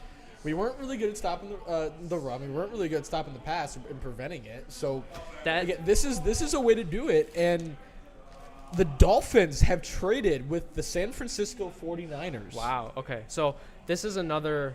I want to say one thing about improving the run defense. Dylan Thieneman is also incredibly good against the run. So just wanted to throw that in Yes, there. and again, as a safety, he's able to cover the field like that. And again, I'm just ecstatic. So hold on, let's go over some trades real quick. The I was about to say, a Texans. lot just The happened. Yeah, no, Texans, this the is- Texans. Sorry, I had my computer shut, so I wasn't able to see it. So the Texans have traded with the Bills, and their pick's already in. The Okay. Dolphins have traded back with the Niners. So the Niners are now selecting at 30. The Bills are now selecting at 28. 8. Yes, and again, the Patriots are sitting still currently right now with pick 31. So I think Houston is potentially trading up here for a defensive lineman. So I think it could be More to the defense, huh? I do think so because I'm looking at what the 49ers need, and a short trade like that to me is okay. We want to make sure we can get our guy here. I think it could be Christian Miller from Georgia, Peter Woods from Clemson. There's plenty of other defensive tackles, defensive end or edge rushers. Cassius Howell or Keldrick Fall could go here. So I'm curious to see who Houston is traded up for. Now, guys, just going off like the full draft, and again, whoever wants to go in order, we can. Who do you right now? Again, not every team is selected, but not every team is going to select in the first round anyway. Who to you right now is winning the draft? And I'll tell you what, I'll go ahead and start. I think the Dallas Cowboys so far have done absolutely amazing. Getting Caleb Downs at 11, which that was a steal, an absolute steal. And again, just Malachi Lawrence, he's a really athletic body to put on that defensive line. They're attacking their needs to pair with that offense. And again, they're looking at the fact that, look, this Eagles team might be looking really different. Again, this offense was struggling last year. And I'll tell you what, they're anticipating A.J. Brown going out. They're going to be having now Mekhi Lemon in that room instead. And they're thinking, look, the Commanders had a down year last year, and the Giants they're really young. The Cowboys might be looking at this and be like, guys, we can make a push right now for the playoffs. And I'll tell you what, I think the Cowboys are absolutely killing this draft so far. What are your guys' thoughts on that? I think they're doing a very good job. Now, I'm curious to know because Dallas came in with no second-round picks. So I haven't seen the trade details of both of their trades. So I'm curious to know what their draft, picks stand right now, their draft capital, to really, truly say, okay, whether or not this was a good draft. But I think one of the teams that won today was Tampa Bay Buccaneers. Getting Reuben Bain falling all the way down to 15, I think, is tremendous value. Reuben Bain should have gone in the top 5. Tampa Bay needed immediate help at pass rusher. This is help. I think the Bears getting Dylan Thieneman is tremendous value as well. I think the Chargers getting Akeem Messidor. I didn't like a whole lot of the picks to start the draft. However, I would say from 21 down, I think I've really liked all these picks so far. So, Kenzie, Jerome, your thoughts? In my opinion, I don't think I have a clear winner yet. I think so many guys have fallen. Oh, pick have a pick in. Don't announce it yet. Yep.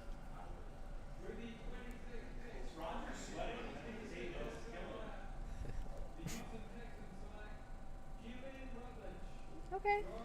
Guard. Protection for C.J. Okay, Stroud. so The Dolphins this- are now on the clock. I didn't have him The going Dolphins to the- pick is in. The Buffalo Bills are now on the clock. So I think this is a bit of a reach for the Houston Texans at guard. If they wanted to go guard, that's fine. Emmanuel Pregnon is probably the best available interior offensive lineman. I had Keelan Rutledge as a late second, early third round kind of player. I don't think he should have gone this high. I think this is Houston kind of realizing we need offensive lining and reaching for a player. Now, I hope that Keelan Rutledge proves me wrong, but I do think that this was not a good pick for the Texans. And I'll go ahead and say this as well. Not only is it a reach at 26 overall, they traded up to get They him. did trade up for him. And Yeah. I'll tell you what, again, at the time, the Dolphins did not trade with the San Francisco 49ers yet. And did they really think the Bills or the Niners were really going to pick this guy, you think? I think the team that would try and pick him would be San Francisco. They do need offensive line, and I'm not sitting in these draft rooms, and I don't know how the league actually views these guys. I have my opinion on Rutledge, but if the entire league viewed him as a late first round kind of player, and Houston was confident that San Francisco was going to take him, then trading up a couple spots to ensure you get your guy is a smart move. However, I just don't know. Like I said, I don't know for sure if he's worth that. Now, Jerome, just a question for you real quick. As a Patriots fan, Yeah. the Jets have now had 2 selections in the first. The Dolphins are now going to have 2 selections in the first. Well, actually, they had. They traded up. But now the Bills are. So, is an AFC East, like, how do you think that they've been doing in this draft? As far as just the AFC East in general? AFC East in general so far, and, like, is anything popping out to you, like, in terms of. And again, like, not the Dolphins and Jets are really on your radar right now. It's mainly the Buffalo Bills for the division. But what's been going on with the AFC East so far? You know, the AFC East is in a position where it's a 2-man race. You look at the Dolphins and the Jets. I mean, Jets really don't have a quarterback right now. And Dolphins have a Malik Willis who, all due respect, but he's throwing to 3 mailman as his wide receiver core. He has nobody to throw to. 3 mailman is crazy. He's almost better throwing to himself with this wide receiver core, to be honest. He might. And with the Jets, I mean, I still think that there's too many holes. Having to guard Kenyon Sadiq is going to be a struggle throughout the season. But that's one struggle that we can live with just because that team in general is just not strong enough to win games. Now, the Bills, on the other hand, with them coming up, they have to drive a wide receiver. But I also think that's the case with the Dolphins. So I'm interested to see, did the Dolphins trade up because they knew the Bills needed a wide receiver and they wanted to jump in front of them? I think that was the reason that Miami chose to jump up. Is I think Miami could go Denzel Boston. Casey's Concepcion went to Cleveland. I think Omar Cooper's still on the board. Those are really the only two, I think, true first-round receivers left for the Dolphins to take. I mean, I think that Omar Cooper to Miami should be the pick. I think Omar Cooper is that good. I wonder if Miami's also potentially trading up for a defensive back. Jermon McCoy has still not been picked. Mm-hmm. I think Buffalo has a potential corner need, so trading up to draft McCoy to jump Buffalo could be an option. But now, Kenzie, again, I just want to go back to you for a second because you mentioned that you had Rutledge going in, the early second to mid-second? Mid-second. So I want to hear some more thoughts and your opinions on that. So I did have him going late second, but since I'm an Indianapolis Colts fan, I kind of like the pick because it wasn't a good pick. That's all I really have to say about that. Now we're on pick 27 right now. And again, the Dolphins. Dolphins pick went in just like that, which meant, again, they knew who they wanted. I think it's exactly what you guys were saying because it came in roughly about 15 seconds after that the Bills and Texans trade happened. So, again, they were on top of it. I think they got their guy they want.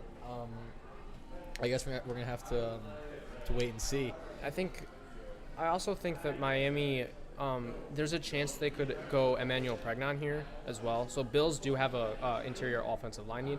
So I wonder if Miami's potentially trying to jump them for Emmanuel Pregnon. That could be an option for Miami here. However, I don't know if Miami's going to go offensive line with back-to-back picks. But stranger things have happened. I think, though, that they should go wide receiver here, and we'll see. I'm not going to lie. My adrenaline's still going from that Dylan Thielen. Oh, mine is too. I'm like the crash I'm my having pulse is might have crazy. gotten higher since then. Oh man, I'm really excited. But anyways, guys, this first round, it's been fun. Yeah, it's been real fun. 6 picks left. Yep, absolutely.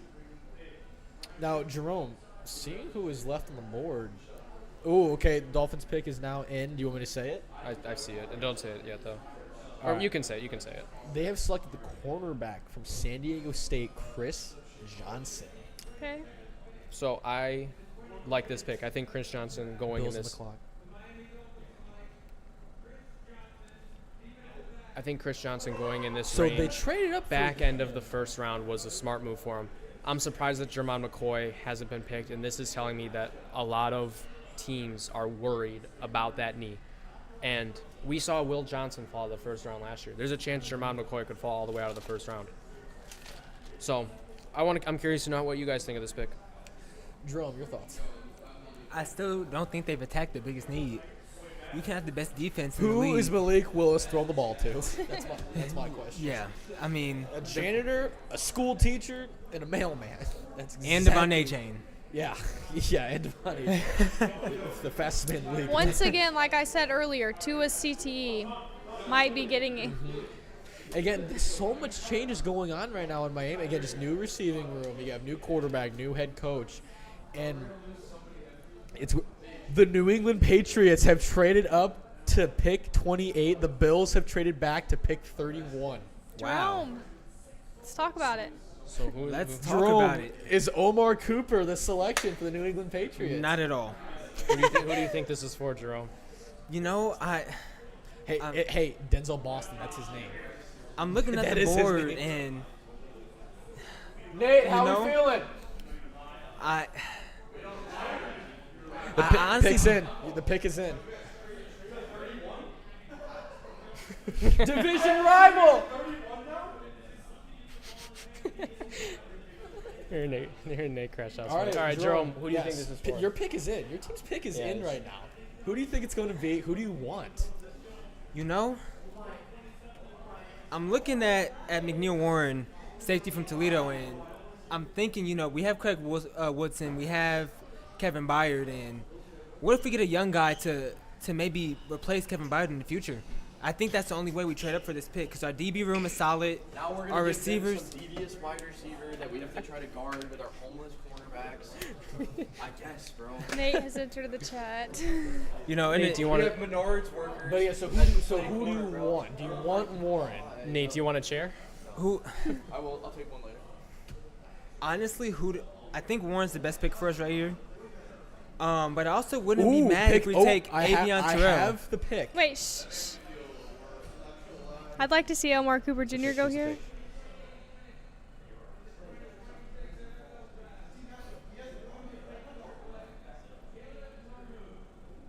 Who? Offensive tackle from Utah. Okay. All right, bet. Chiefs. How do you Kansas feel, City Jerome? Chiefs are now on the clock. You know, I'm not a fan of that pick. I think our tackles are fine. We were fine until Will Campbell had that strained MCL, and I don't think that was the biggest need that we needed to attack. I think the Caleb Lomu pick though can give you some flexibility because Yeah. Morgan Moses is the right tackle going to be correct. So Morgan Moses is old. If Morgan Moses is going to potentially be out the door soon, Caleb Lomu can project as your right tackle. This also can give you flexibility because you can move Will Campbell into guard if need be because Caleb Lomu can play tackle. Now, I also do think that Caleb Lomu can also play guard. So this is – I think that the Patriots were kind of walking on thin ice a little bit with their offensive line last year. I think it was solid enough, but I felt like as if one injury could derail the entire thing. So I think adding some depth on the offensive line is a good thing for just long-term future-proof in the roster. I like the analysis. If we do move Lomu to guard, I really like that. You know, I'm still sold that Will Campbell is our left tackle and will be our left tackle for a long time. Chiefs pick is in. And but you know, if we can get this O-line to protect Drake May, we can get A.J. Brown in there. I mean, this offense can do numbers. And I'll tell you what, just again, attacking the offensive line, I think, was kind of a need for you guys. Again, you guys were bottom 10 in the league in sacks allowed. Yeah. For a quarterback who is super accurate when given time, give him more time. He was already second MVP voting after getting sacked that many times and not having that much time to throw the ball. What's he going to do with, again, a stud of a receiver with A.J. Brown now and more time to throw the ball potentially with the offensive line depth? We're going to have to wait and see. I don't know. Ethan, Kenzie, your thoughts? I do think that Caleb Lomu, or I think Will Campbell got a little bit too much hate because of his poor Super Bowl. I think he was solid. And like you said, after his MCL sprain, like he suffered a little bit. So I do think that this is just adding offensive linemen in front of Drake May can never hurt. I'm never going to be opposed to taking offensive linemen. And the Patriots, I don't think really had any true huge glaring needs on the defensive side. I know you would have liked Emmanuel McNeil-Warren, but Kevin Byard and Craig Woodson are serviceable safeties. So, yeah. Kenzie, how do you For us feel? as Bears fans, Kevin Byard is I was expecting, the Patriots, your Super Bowl runners-up. I was expecting maybe some offense, maybe a wide receiver, but he can always check in and report as a receiver, you know. yeah, And I guess. And we also don't know what teams are planning on doing tomorrow as well, because you could still get a receiver or two tomorrow. You can still filling needs in day 2 of the draft is usually a good strategy, and you can find really good players in those rounds. So I don't think anyone should be panicking if your team didn't get a position or who you wanted just yet. So. Okay, now guys, this Chiefs pick is in. Okay, so it's And the then for a 49ers. minute Who do we think they're selecting? So they went Mansour Delane at 6. We have 4 picks left in this first round. One of them is already in, and the 49ers are on the clock. How many receivers go in these last 4 picks? I think that Omar Cooper is probably going to go within one of these next 3, and I think Denzel Boston is going to go within one of these next I 3. think the Chiefs go wide receiver. I agree. I think Chiefs and Buffalo Bills both go wide receiver. I agree. Yep.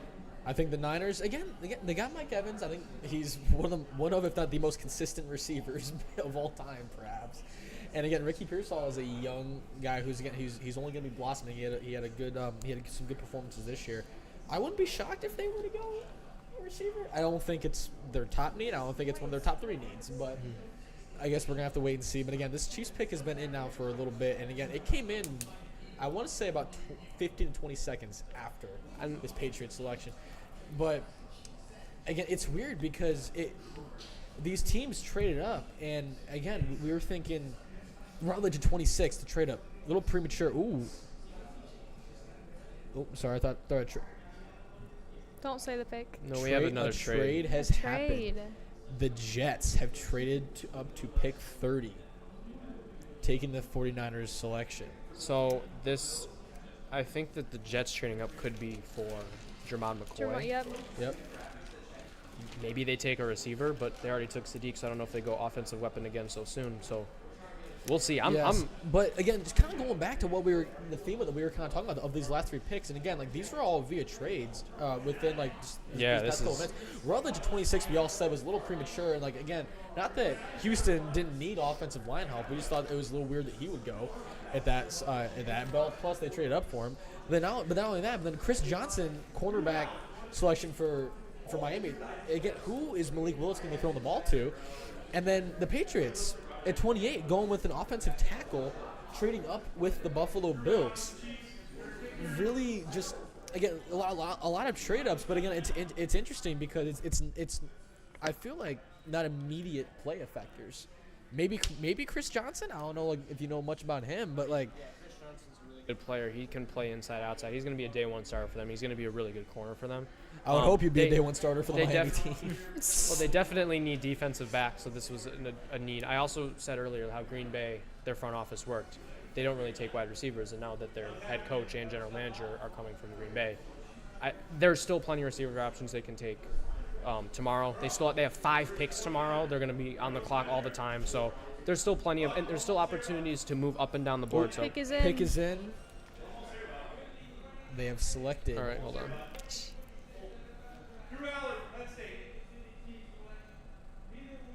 Wow. Clemson defensive Okay. tackle. Now, real quick, the Jets now have their 3rd pick of the first round I think they on go the clock McCoy right here. now. I agree. I think this trade is for Jermon McCoy. They went Kenyon Sadiq and they went David Bailey.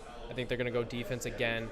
Help solidify the secondary. And I don't think maybe they didn't expect McCoy to fall all the way down here. And I agree with Kenzie. I think McCoy should be the pick here. Jets are still on the clock. Their pick is not in yet, which maybe there's some discussion That's interesting. going on. How do you guys Pick feel is about not in. Peter Woods to the Chiefs? I was expecting a wide receiver here, so let me find my Peter Woods notes. I'll say that Peter Woods is a extremely athletic defensive tackle, and Chris Jones is aging. We don't know how much longer he's got left in the tank. So adding a defensive tackle that can kind of develop alongside him is going to help. And Peter Woods, he was projected to be a top 5 pick coming into this college season and had a down year at Clemson. So I think Woods coming into this system, come play next to Chris Jones, not Chris Johnson, is going to help his development a lot. And the Chiefs at this point, they have a lot of their needs solidified. They still have one of the top rosters. Defensive line depth has been a thing that's been kind of holding them back a little bit. So I think I like the pick for the Chiefs. And again, I'll tell you what, the Jets are still on the clock. And again, Jerome, going back, the Jets now have 3 selections in the first. The Dolphins had 2. Again, you and the Bills both have 1. Again, a lot of movement going on from the AFC East right now in terms of trades. The Jets pick is now in. The Buffalo Bills are now on the clock. We'll see if they want to trade back again potentially. See if their guy's still going to be on the board and they can get some capital out of it. But Buffalo's traded back twice. What are your opinions on Peter Woods to Kansas City? I think it's a great pickup for him, honestly. I think looking at the wide receivers that's still on the board, I mean, you still have a lot of great options down the board. And honestly, don't be surprised if the Chiefs possibly trade up to pick 32 with Seattle. Because Seattle has voiced that they want to get more picks in this draft because they only have 4. So I would not be surprised if we have another trade before the night ends, honestly. I would not be surprised if Buffalo Bills trade back once again. And I would not be surprised if the Seahawks trade out of the first round entirely. Yeah, so Seattle only has 4 picks total in this entire draft, the lowest of any team. I could see Seattle. The general manager, John Snyder, has said the main goal is right now is to try and get more draft picks. So if any team is going to trade back again, I do think it's Seattle. Absolutely. Now, again, I'm curious to see again, if the Jets traded up for McCoy all along. I wonder what took a little bit longer than usual to get this pick in. I wonder if there was some debate about. There could be other teams calling, wondering whether or not. Okay, Jets pick is in. All right. We will wait to hear it announced. I have it in front of me right now. We'll go ahead and wait. Let's see.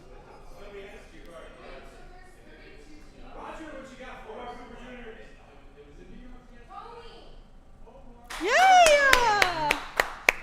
Kenzie, there's your guy. Buffalo my Bills guy. are now on That's the my clock. guy. I'll let you guys know when the pick is in. Now, Kenzie, IU fan, national champion. Had to Tell go us about- to the Jets. Tell us about Omar Cooper and why they picked him instead of McCoy. That guy's a stud, first of all. I'm just glad to see him go into the first round, but the Jets, seriously, I wanted him to go to the Bills. But he's so good. I'm just happy he got drafted in the first round. He's going to be catching passes from the great Geno Smith next year. So Can't wait to watch that. Now, Ethan, tell us more about Omar Cooper as a prospect. I mean, I love him. He is unbelievable route runner. He reminds me a ton of DJ Moore. There were plenty of throws on tape where Fernando Mendoza was a little bit inaccurate, and Omar Cooper was able to had very strong hands and able to kind of and was able to catch the ball. And I think him against contested catch over the middle of the field is amazing. I love Omar Cooper. I said he is one of my top 5 receivers in this class, so I'm happy for him. And I think the Jets honestly got a steal here at 30. I could if they took him at 16, I would have said it's a good pick. So the Jets leaving with David Bailey, Kenyon Sadiq in the first round, and Omar Cooper is good. Jerome, any thoughts for you? Do you think Christian Gonzalez will have any trouble at all guarding Omar Cooper? Not at all. Wow. Honestly, I think Gonzo is the best cornerback in the league. This guy. You Over see, PS2, huh? I'll give it to PS2. I'll give it to PS2. 1A, 1B. How about that? How about Okay, that? I like that. Now again, The only go ahead. I say the only thing about Omar Cooper is I feel bad for the man because he's going to have to waste the first 4 years of his career. Nate Ryan is going to have to wait once again. The Tennessee Titans have traded up to pick 31 with the Buffalo Bills. Wow. Here, just wait till he sees it. Where's Wait till he sees Nate at? it. So the Titans are trading up with the Buffalo Bills here. Yes, and again, hey, we said once again, we will not be surprised the Bills trade back. Yeah, And the again, Seahawks Bills have traded it back 3 times and are keeping.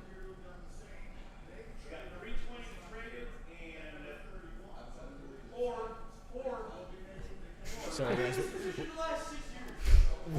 We're listening to our Bills friend downstairs. We're trying to. The right, Titans. so The Titans are now on the clock. What do we think the Titans are trading up for here, guys? They're trading up, and you know what? I wonder if they're trading up because they want to get their young. So again, they drafted Cardinal Tate. They got their quarterback, their young quarterback, a weapon to throw the ball to now. Besides, again, who's going to be in the locker room now with those veteran receivers like Calvin Ridley. Did they go McCoy here? What's that? Did they go McCoy here? They could go McCoy here. They brought in a lot of secondary players. This might be a dark horse candidate. This could be Jacob Rodriguez. I actually do have him going here in my notes. It very well could be. It could be. It could be. It could be defensive line. Zion Young, Cassius Howell, Keldrick Falk are also on the board.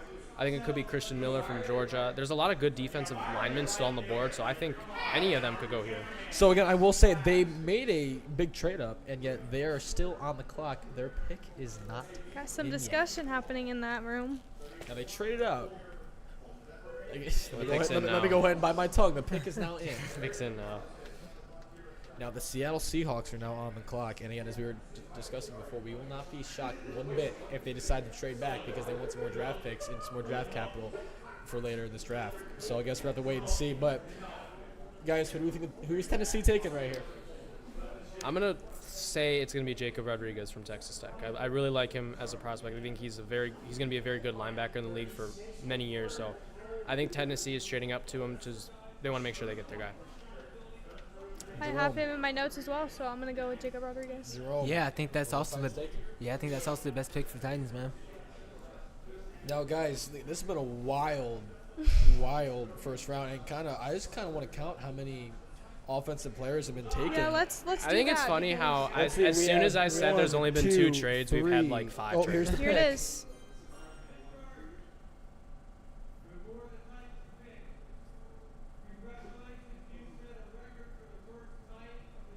No, it's just. All right, Roger, we don't care about the record. We just want to know who the Tennessee Titans selected here at the 31st overall pick. And here we go. I see it in front of me. I will wait for Roger to announce it himself. I can't hear. Ethan Ward. Wow. And there here's the sleeper that you talked about. Okay. The Seattle Seahawks are now on the clock, and I will keep you guys posted on when their pick is in or when they trade and who they trade Ethan, talk with. a little bit about him. So Keldrick Falk is a very good run. He's probably one of the best run defending edge rushers in this class. He's kind of a tweener. He's a little bit too big to play on the edge, and he's a little bit too small to play a defensive tackle. So that's going to be an issue for him. He's also played in a system at Auburn which really limited his pass rush productivity. He's an insanely young prospect, so he's going to have a lot of room to develop. I think Seattle would have been a very good fit for him at 32. I think that's why Tennessee traded up for him. I was a little bit lower on Keldrick Falk compared to the consensus, but I think Tennessee trading up for him, they believe that Robert Saleh can get the most out of him. Do either of you two have something to say about this pick? Anything at all? You know, Titans have a lot of needs, honestly. And I think that, you plug one hole, but you still have 7 more to fill. But they're taking steps in the right direction with this draft right here. Absolutely. So again, Ethan and Kenzie, I remember I was talking about this with you guys. Now I counted how many offensive players have been taken so far. We still have to see who's going to be selected at pick 32 here. Don't look. I don't want you guys to cheat. I want you guys to guess how many offensive players have been taken so far in this draft in the first round. I think because we said over under 20 defensive players selected. I think we've had 18 offensive players. 18. What's your guess? I'm gonna go 15. 15. What's your guess? I'll go 17. So far, before the 32nd pick is in, we've had 19 offensive players selected in this first round. So we've actually had more offensive players go than defensive. A number well over 20. I don't know. Oh, I'm a bit taken back by how good this defensive class is. It was the offensive line that definitely pushed the defensive It was, players down the and board. Guys, you want to know who told me that exact statement? That man sitting to my right there, Ethan Moore. Offensive linemen are always going to go higher than you think they're going to go Mr. because PPF of how himself. valuable they are. Now, again, Seattle's still on the clock right now. Are they going to trade? They going to trade back? I think they should draft Jermon McCoy right here. Yeah, he should They- not be they on the board. lost- after losing Kobe Bryant. Yeah, they lost Kobe Bryant. They lost Reek Woolen. They lost they lost a bunch of secondary players. I think Jermon McCoy, despite his knee injury, I think that's the reason why he fell all the way down to 32. I think Jermon McCoy is the pick here. It should be the pick here. Now, they could go defensive line, specifically edge. I think Zion Young would be a great fit here. I think Cassius Howell could be a good fit here. Derek Moore from Michigan. There's edge rushers. There's some guys here. A deep sleeper that I would be extremely shocked if they did. Jadarian Price from Notre Dame. They really need a running back. This is like a 5% chance this happens, but it's a name on the table. But I do think that they should go Jermon McCoy here. I think if it's between those two, you're going McCoy. Yeah. Again, you lost Kenneth Walker and the Super Bowl MVP, but you also lost Kobe Bryant, who was a stellar part of that defense and that dominant defense they had, which honestly brought them to the Super Bowl, quite frankly. But so did Kenneth Walker. For sure. So, again, we're going to have to see. They're still on the clock right now. I wonder if they're working on a trade. They're either working on a trade or there's some serious debate about who they're selecting with this 32nd overall pick. And again, I'm kind of staring down at my computer right now because I want to see. I'm just as curious as everyone else is right now. I wonder what Seattle fans are thinking right now. Are they thinking, no, we don't want to trade this pick. We want to draft McCoy. We want to draft Jadarian Price. Maybe Jacob Rodriguez. And Jerome is showing me something I can't see that far. Jerome, would you mind just telling me? Pick is in. Seattle is keeping the this pick is pick. in. I wonder if the tracker is weird because it's the last So pick. I wonder, yeah. So, Seattle's going to keep the pick. Let me go ahead and refresh here. I mean, I think if Mike McDonald has Jermon McCoy on the board, he must be salivating from the mouth at the fact that he's still there. Salivating. That's crazy. I mean, he's got some of the best cornerback tape. I've seen it in a long time. Yeah, so I wonder if my thing's glitching, but yeah, it just says they're still on the clock. So I think McCoy should be the pick here. Some other cornerbacks that could potentially go here, though. Avion Terrell from Clemson hasn't gone. Colton Hood, the other corner from Tennessee. There's other D'Angelo Pons from Indiana. My guy. There's all sorts Shout of out. corners still here for Seattle. I do think, though, if they're going corner, that should be Jermon McCoy. But I could see them going edge too here as well. Will there be 3 Indiana University players selected in this first round? I would love to see Pons go here, but I don't think. He's gonna. That's a little bit rich for Pons in my It's a opinion. little bit premature, but Again, so I'm a bit taken back that, again, the Bills have traded out of the first round entirely. Again, that must mean they really do think the guy they want all along is going to be there. They also traded a second-round pick for DJ Moore, so they're trying to accumulate some draft capital back and moving up and down the board. And if their guy got picked before them, trading down and accumulating more draft capital is the right move. If they didn't feel like any of these guys were worth taking at 26, at 28, or at 32, wherever they ended up. So, and again, are the Bills trying to get more depth to that? This is the first time where since Stephon Diggs has left the Buffalo Bills that Josh Allen has a bona fide number one wide receiver on his team. Yeah, I agree, and they could try. I think they're trying to build overall depth across the entire roster. So we have the last pick of the draft coming Absolutely. Now up here for comes the first round. Rogers about to announce the pick below here, guys. So we'll go ahead and once we get the pick in, we'll announce it. More showmanship before the pick comes in.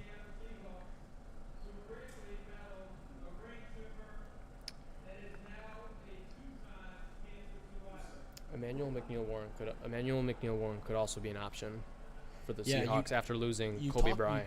You talked to me about him for the Bears earlier today. Yeah, before he kind of fits the same role as Kobe Bryant, so I would not be shocked at all if they go Emmanuel McNeil Warren. I'll take your word for it, Mr. PPF over there. Here it is. My thing's glitched out, so I guess what to say.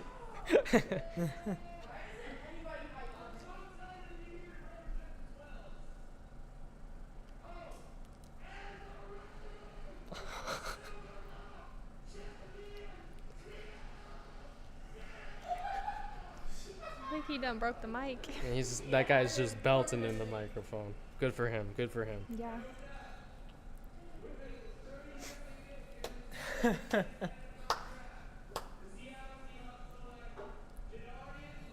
The price That's is right, Wow. baby. Crazy. Jadarian Price from Notre Dame. I think this is a little rich for Jadarian Price. I think day 2 should have been his ideal target, but again, Seattle only has 4 picks. If they really are like honed in on we need a running back, you got to get your guy, and even if it's a reach a little bit, I think they, like I said, had a strong running back need, so the pick does make sense for them. I'll tell you what, from watching this guy play all year long, I do think that he fits the Kenneth Walker profile.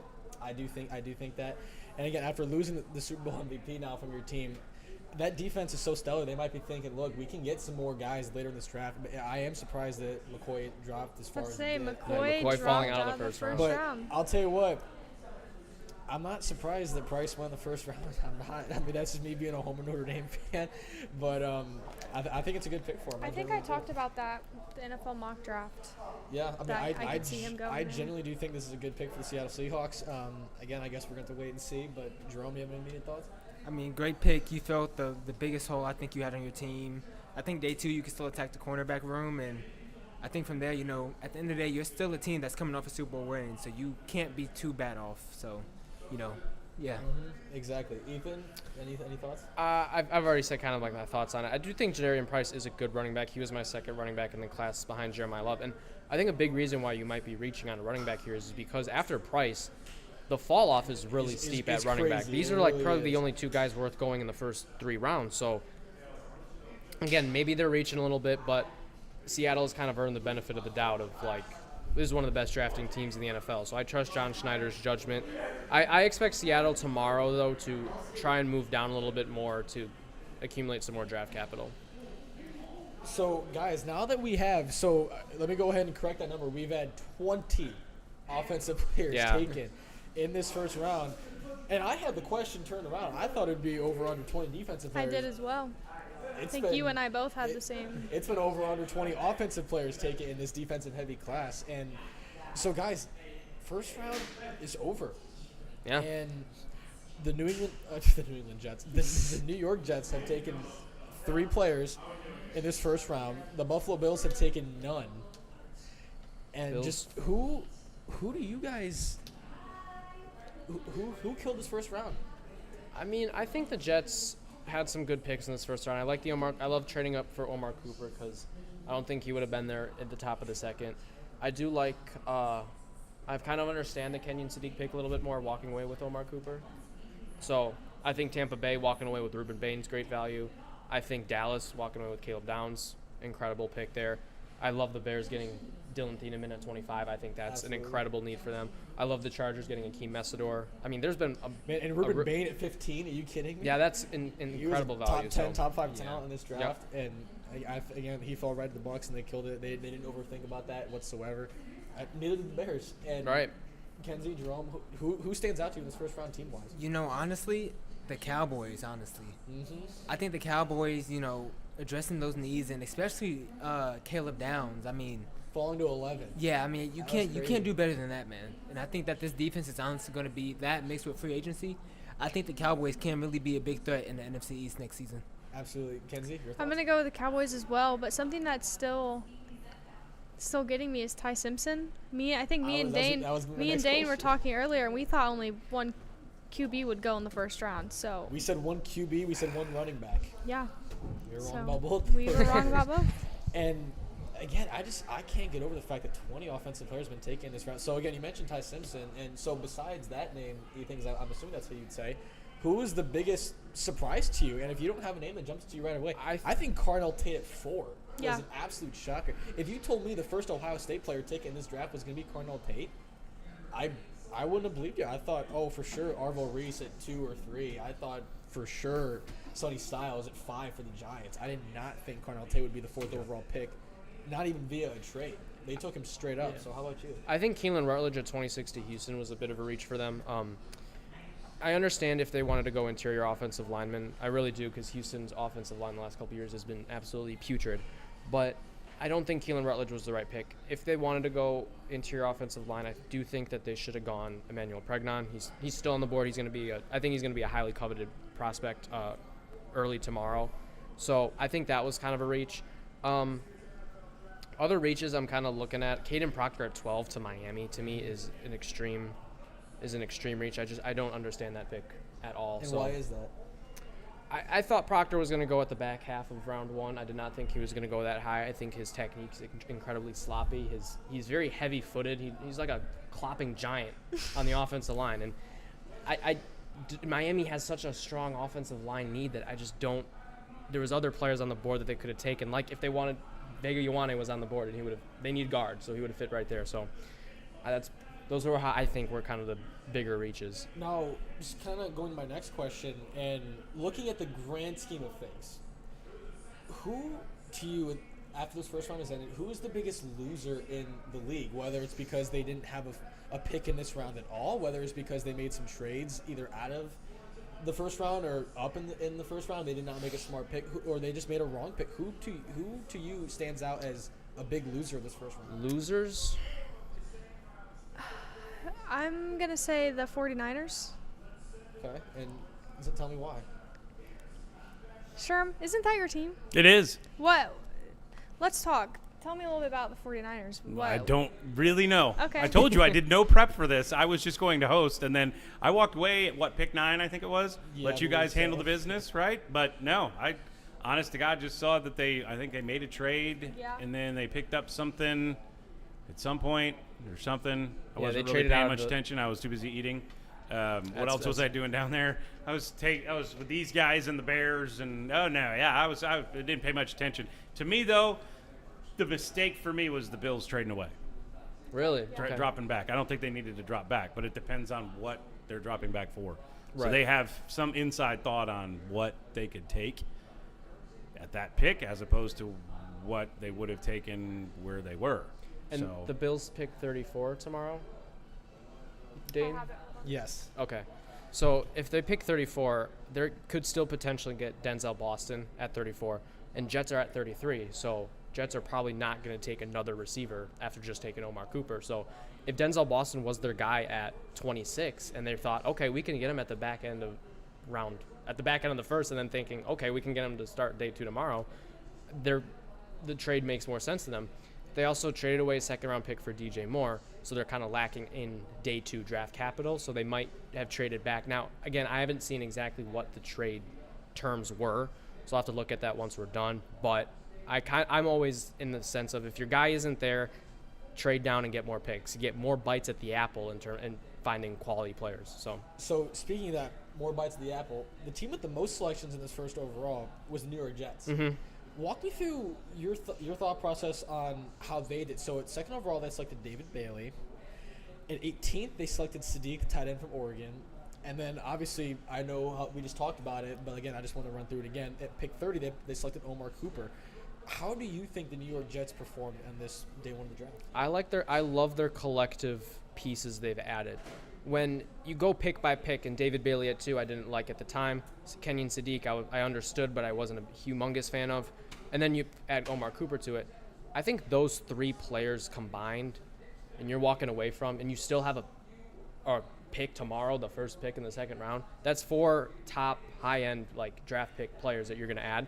I love the Jets haul, and now I do think tomorrow they do need to work on the secondary, and they could add Jermon McCoy, the first pick in the second round tomorrow. That's so where they're going with if that. if they add that, I mean the Jets have a pretty damn good crop of young players that are coming in. Absolutely. Kenzie, your thoughts on the New York Jets? Jets are trash, so anything they get, it's going to be good. Omar Cooper, love that guy. So, and I think they do get McCoy in second round. You mentioned, again, you guys both just mentioned McCoy.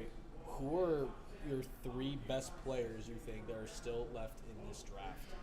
And that should have went in the first round or could have went the first round but didn't. I think Jermon McCoy is definitely one. Emmanuel McNeil-Warren, the safety from Toledo, I think should have gone the first round. And now walk me through these. I mean, Emmanuel McNeil-Warren to me is third best state safety in this class. Now, I also, there was a part of me that expected him to fall, but he's a player who can play in the box. He's a demon against the run. He's going to break up passes. I love Emmanuel McNeil-Warren. I also think the Caden McDonald falling out of the first round is interesting. Cassius Howell, the edge rusher from Texas A&M, falling out of the first round. TJ Parker from Clemson. Like, there's a bunch of players who fell out of this first round who I think there's going to be teams trading up into the early day 2 tomorrow to try and get these guys. So, Kenzie, any players that stuck out to you that weren't selected that you were shocked not to hear their names He said called? a few. McCoy, obviously, I think that's a no-brainer for all of us. TJ Parker and Cassius Howells, who I have being 3 of the better players in the second round. Okay, sweet. Dr. Sherman. I don't have anything, so thoughts. don't ask me anything on that. But No thoughts. what are your thoughts on the 3?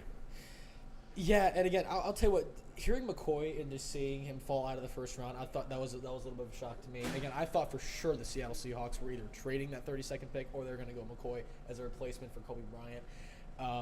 And again, the other 3, Warren. Again, I thought, we talked about him for the Bears earlier today before the draft started. And again, that was another name I was shocked to see not go 32 for the Seahawks once we learned that they were not trading the pick. Once we saw that pick was there, like, oh, they're going to go kind of a Kobe Bryant replacement. Instead, they went for the Kenneth Walker replacement, Jadarian Price. The 2 running backs taken this first round both go to the NFC West. One, the Super Bowl champion, and then the other one who's just a team that needs really anything right now. And I'll tell you what, an electric young running back is one way to do that to your team. So, yeah, you know what? Just those 3 names. I'm a little shocked to see some of them fall, but at the same time, I understand why. All right, so final thoughts. Kenzie, we'll start with you. Your final thoughts on this evening. Not just draft picks, but your final thoughts on the whole experience. Well, it was really fun. Got some great guys over here that I got to conversate with, and Jerome, and who else was up here? Jackson. Yeah, Jackson. all kinds of people up here today. Yeah. Not all kinds of people, but there was only a few. Character. Yeah, I had a lot of fun. The draft didn't go as I expected it to, according to my notes.